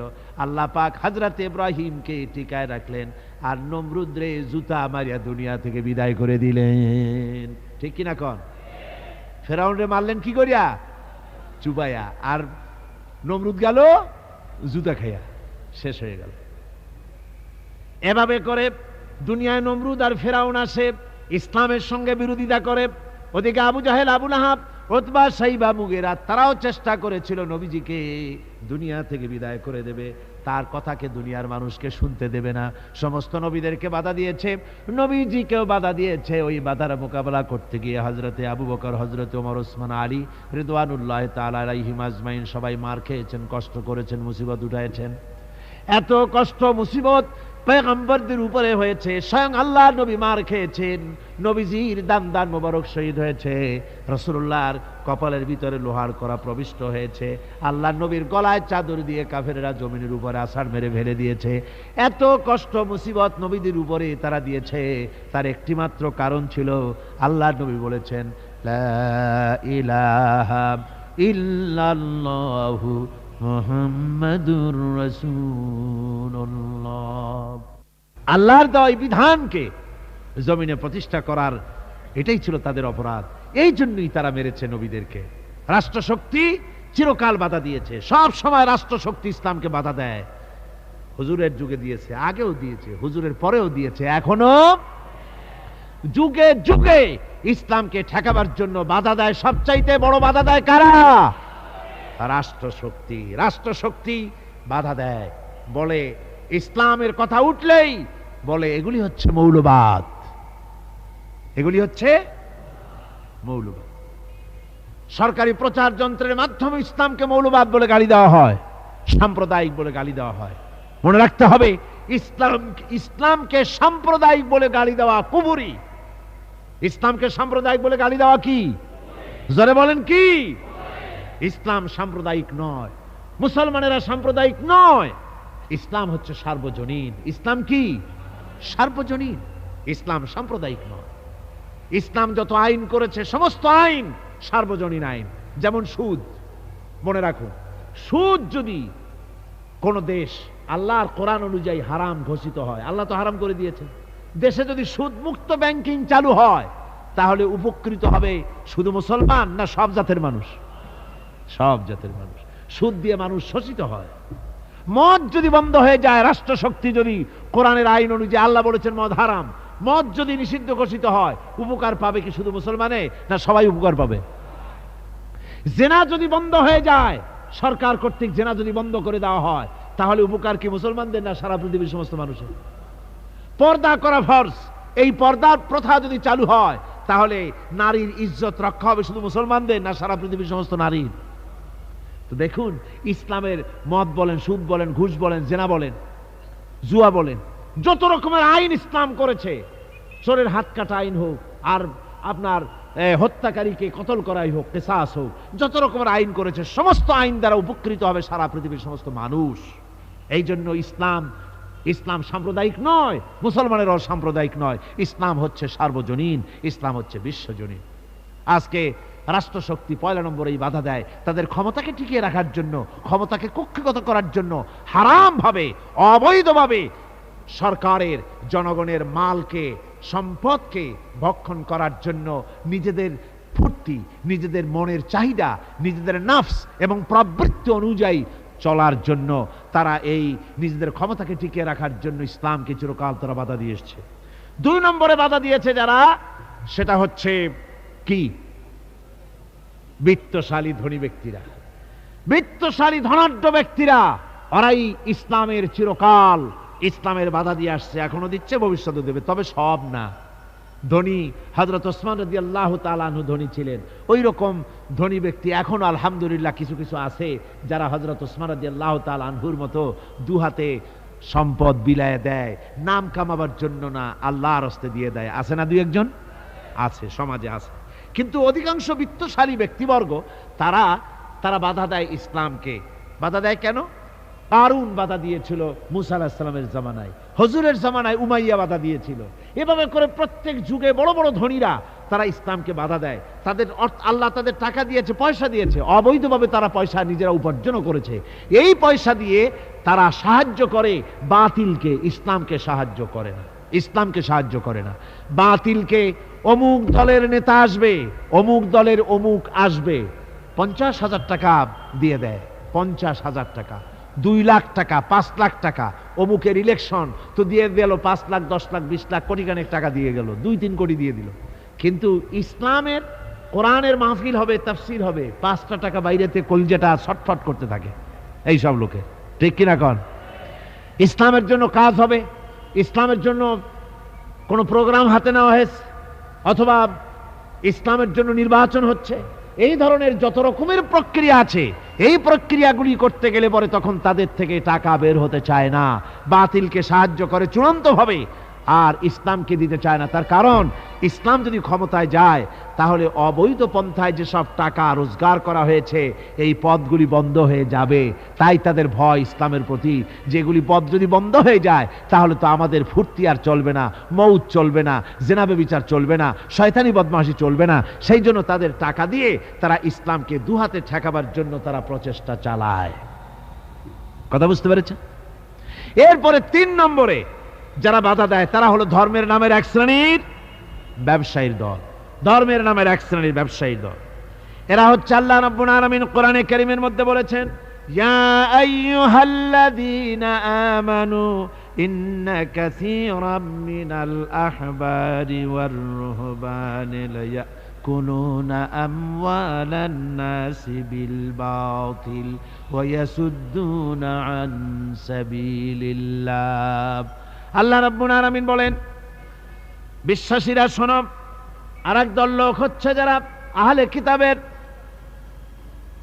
কিতাবের এক শ্রেণীর পীর দরবেশ আলেম জাতীয় এক শ্রেণীর লোক, যারা নাকি আহবার এবং রহবান, কোরআনের পরিভাষায় বলা হয়েছে এদের কাজ হলো মানুষের মালকে, সম্পদকে বাতিল পন্থায় ভক্ষণ করা। নিজেদেরকে জনগণের সামনে এভাবে পেশ করে যে তারাই যেন বেহেশতের এজেন্ট, তাদেরকে খুশি করতে পারলেই আল্লাহ খুশি হয়ে যাবে। এই জাতীয় একটা ভাব দ্বারা তারা মানুষের সামনে নিজেকে পেশ করে থাকে, আর ধর্মের বিভিন্ন অনুভূতি দিয়ে মানুষের কাছ থেকে টাকা পয়সা শোষণ করে নেওয়ার পথ চালু করে দেয়, সহজে ভেস্তে যাওয়ার পথ চালু করে দেয়। এ ধরনের অনেক বেদাত পূর্ণ কাজ তারা করে, আর বেদাত আর শিরকের মাধ্যমে ধর্মীয় অনুভূতি দিয়ে মানুষের কাছ থেকে টাকা পয়সা লুট করে নেওয়ার জন্য চেষ্টা করে। এই যে আপনি দেখেন বর্তমানে এই যে রজব মাস, এটা সাবান শুরু হয়েছে বোধহয়, রজব মাস চলে গেল, রজব মাস আসলে পরে খাজা বাবার মহব্বতের লোকের আর অভাব থাকে না। এমনি নামাজ পড়ে না, কিন্তু রজব মাস আসলে পরে তখন ড্যাগ নিয়ে ড্যাগের উপরে লাল কাপড় চড়াই দিয়া, শালু কাপড় চড়াই দিয়া তারপরে টাকা পয়সা রোজগার করার জন্য দারুণভাবে চেষ্টা করে। খাজার এত মহব্বত, নামাজ পড়ে না একক তো, বুঝলেন, নামাজ পড়ে না, খাজার দারুণ মহব্বত করে। আসলে তো খাজার মহব্বত না, আসল ব্যাপারটা হচ্ছে ইয়া খাজা কুস্তু আজা, পেট তো ভর যা, নিজের পেট ভরার জন্য, নিজের টাকা পয়সা লুটতরাজ করার জন্য এইভাবে করে তারা খাজার মহব্বত মহব্বত হিসেবে নিজেকে পেশ করে। এইভাবে কেউ মাজার দিয়া, কেউ ওরস দিয়ে, কেউ এই ধরনের নানান রকমের বিদআতপূর্ণ কাজ করে করে জনগণের কাছ থেকে টাকা পয়সা বাতিল পন্থায় ভক্ষণ করে। আল্লাহ পাক বলছেন শুধু বাতিল পন্থায় জনগণের মালকে ভক্ষণ করে যদি বসে থাকতো তাও একটা হতো, তাও না। ওয়াসুদ্দুনা আন সাবিলিল্লাহ, বাতিল পন্থায় জনগণের মাল ভক্ষণ করে, এটা হলো এক। 2 নম্বরে সব সময় তারা ইসলামী আন্দোলনকে বাধা দেয়। ইসলামের পথে, আল্লাহর পথে সব সময় ফতোয়া দিয়ে, ফতোয়াবাজি করে তারা ইসলামের আন্দোলনের পথে লোকেরা যেন যাইতে না পারে, ইসলামী আন্দোলনে শরীক হতে না পারে, সেজন্য আপ্রাণ প্রচেষ্টা করতে থাকে এই শ্রেণীর লোকেরা। এই 3 শ্রেণীর লোক ইসলামকে চিরকাল বাধা দিয়ে এসেছে। তাই আমি আজকে আপনাদের সামনে এই কথাই বলতে চাই যে আল্লাহ রাব্বুল আলামিন কোরআনে কারীমের এই সূরাটির এই আয়াতগুলির মধ্যে পরিষ্কার করে আমাদের সামনে বলে দিলেন যে মুনাফিকি বর্জন করতে হবে। 1 নম্বরে কি? মুনাফিকি বর্জন করতে হবে। মুনাফিকি মারাত্মক রোগ, সেই রোগগুলি সম্পর্কে আমি আপনাদের সামনে আলোচনা করেছি। 2 নম্বরে বলা হয়েছে আল্লাহ ঘৃণিত, সর্বাধিক ঘৃণিত ব্যক্তি আল্লাহর কাছে মুনাফিকরা। সর্বাধিক ঘৃণিত কারা? মুনাফিকরা। আর সবচাইতে আল্লাহ ভালোবাসেন কাদেরকে? যারা নাকি কাতারবদ্ধভাবে আল্লাহর রাস্তায় লড়াই করে আল্লাহর দ্বীন প্রতিষ্ঠার জন্য, তারা হলো আল্লাহর সবচাইতে বেশি প্রিয়।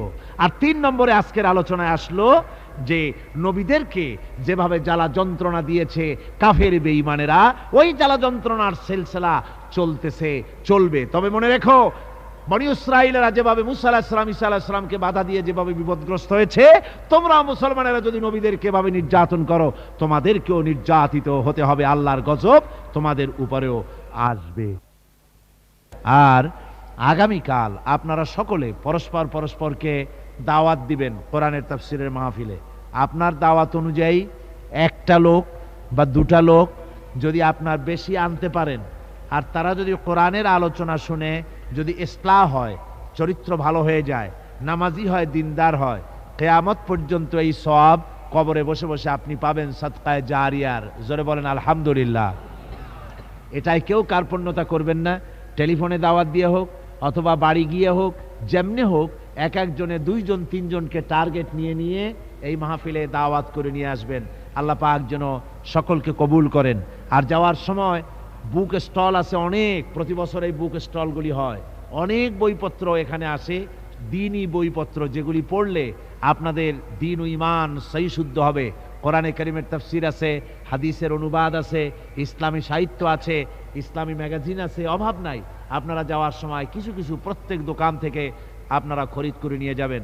আর আপনাদের বেগম সাহেবাদের, আপনাদের বোন, আপনাদের মেয়ে, আপনাদের মা, আত্মীয় স্বজন, আত্মীয়া মহিলা যারা আছে, তাদেরকেও সাথে করে নিয়ে আসবেন, যেহেতু মা বোনদের জন্য আলাদাভাবে বসার, পর্দা সহকারে কোরআনে কারীম শোনার ব্যবস্থা আছে। এসবে আপনারা সবাই অংশ নেবেন এবং আসরের পর থেকেই শামিল হবেন। বহু ওলামায়ে কেরাম এখানে আছেন, তারা ওয়াজ করতে থাকেন। প্রত্যেকের মধ্যেই আলাদা আলাদা সৌন্দর্য রয়েছে। হার গোলেরা রাং অবুয়ে দিগারাস, এক একজনের মধ্যে আল্লাহ এক এক ধরনের যোগ্যতা দান করেছেন। সকলের কাছ থেকে দ্বীনি কথা শুনে নিজেকে ধন্য করার জন্য সকলের চেষ্টা করা হবে ইনশাআল্লাহুল আজিজ। আল্লাহুম্মা আমিন। রব্বানা যালামনা আনফুসানা ওয়া ইন লাম তাগফির লানা ওয়া তারহামনা লানাকুনান্না মিনাল খাসিরিন। রব্বানা লা তুযিগ কুলুবানা বা'দা ইয হাদাইতানা ওয়া হাব লানা মিন লাদুনকা রাহমাতান ইন্নাকা আনতাল ওয়াহ্হাব। আয় আল্লাহ তাআলা, হাজার হাজার মুসলমান নরনারী ঠান্ডাকে উপেক্ষা করে তোমার দ্বীনের কথা শোনার জন্য, কোরআনে কারীমের কথা শোনার জন্য এই মাঠে এসে হাজির হয়েছে। আল্লাহ, তুমি দয়া করে মেহেরবানি করে আলোচনার সওয়াবটুকুন হুজুরে পুর নূর সাল্লাল্লাহু আলাইহি সাল্লামের রূহ মুবারকে পৌঁছে দাও। রব্বুল আলামিন, আমাদের মধ্য থেকে যাদের মা বাপ দুনিয়া থেকে জন্মের মতো বিদায় হয়ে গেছে, আল্লাহ কবরে যদি আযাব থাকে দয়া করে আযাব মাফ করে দাও। আল্লাহ, আমাদের মা বাপের উপরে তোমার রহমত নাজিল করো। রব্বিরহামহুমা কামা রব্বায়ানি সগীরা, রব্বিরহামহুমা কামা রব্বায়ানি সগীরা। আয় আল্লাহ রব্বুল আলামিন, এই মাহফিলে যত লোক আছি আমরা, কার কোন ব্যাধি আছে, রোগ আছে, আমরা তুমি ভালো করে জানো। আমাদের প্রত্যেকের ব্যাধিকে তুমি শিফায়ে আজলা দান করে দাও। আল্লাহ পাক, তোমার এক বান্দা ইফতেখার, তার নাম তিনি মারাত্মক জ্বরে বছরের পর বছর ধরে ভুগতেছে। আল্লাহ তুমি দয়া করে মেহেরবানি করে তাকে শেফা দিয়ে দাও। হায় আল্লাহ পাক, আবারও আমরা স্মরণ করি তোমার দরবারে দোয়া করতেছি এই সমাজ কল্যাণ পরিষদের সভাপতি মাওলানা শামসুদ্দিনের জন্য। আল্লাহ তুমি দয়া করে মেহেরবানি করে তার চোখ ফিরাইয়া দাও। আয় আল্লাহ, কোরআনের মাহফিলের দাবি তুমি কবুল করো, এই হাজার হাজার মানুষের আকুতি কাকুতি কবুল করো। আল্লাহ মাওলানা শামসুদ্দিনকে পূর্ণ দৃষ্টিশক্তি সম্পন্ন করে আমাদের মাঝে তুমি ফিরাইয়া দাও। রব্বুল আলামিন, এই কোরআনের মাহফিলের জন্য যারা সাহায্য করেছে আর যারা করবে, আল্লাহ সকলকে তুমি তোমার দরবারে তাদেরকে তুমি মর্যাদা দান করে দিও। আল্লাহ এই মাহফিলের বাকি 4 দিন তোমার কুদরতি নিজাম দিয়ে তুমি পরিচালিত করো। আল্লাহ এই মাহফিলের সব হেফাজতের এবং পরিচালনার দায়িত্ব তোমার কুদরতি হাতে তুমি তুলে নিও। আল্লাহ আল্লাহুম্মা হাব্বিব ইলাইনাল ঈমান وزينه في قلوبنا وكره إلينا الكفر والفسوق والعصيان واجعلنا من الراشدين ربنا تقبل منا إنك أنت السميع العليم وتب علينا إنك أنت التواب الرحيم سبحان ربك رب العزة عما يصفون وسلام على المرسلين الحمد لله رب العالمين واجعل آخر كلمتنا عند الموت لا إله إلا الله محمد رسول الله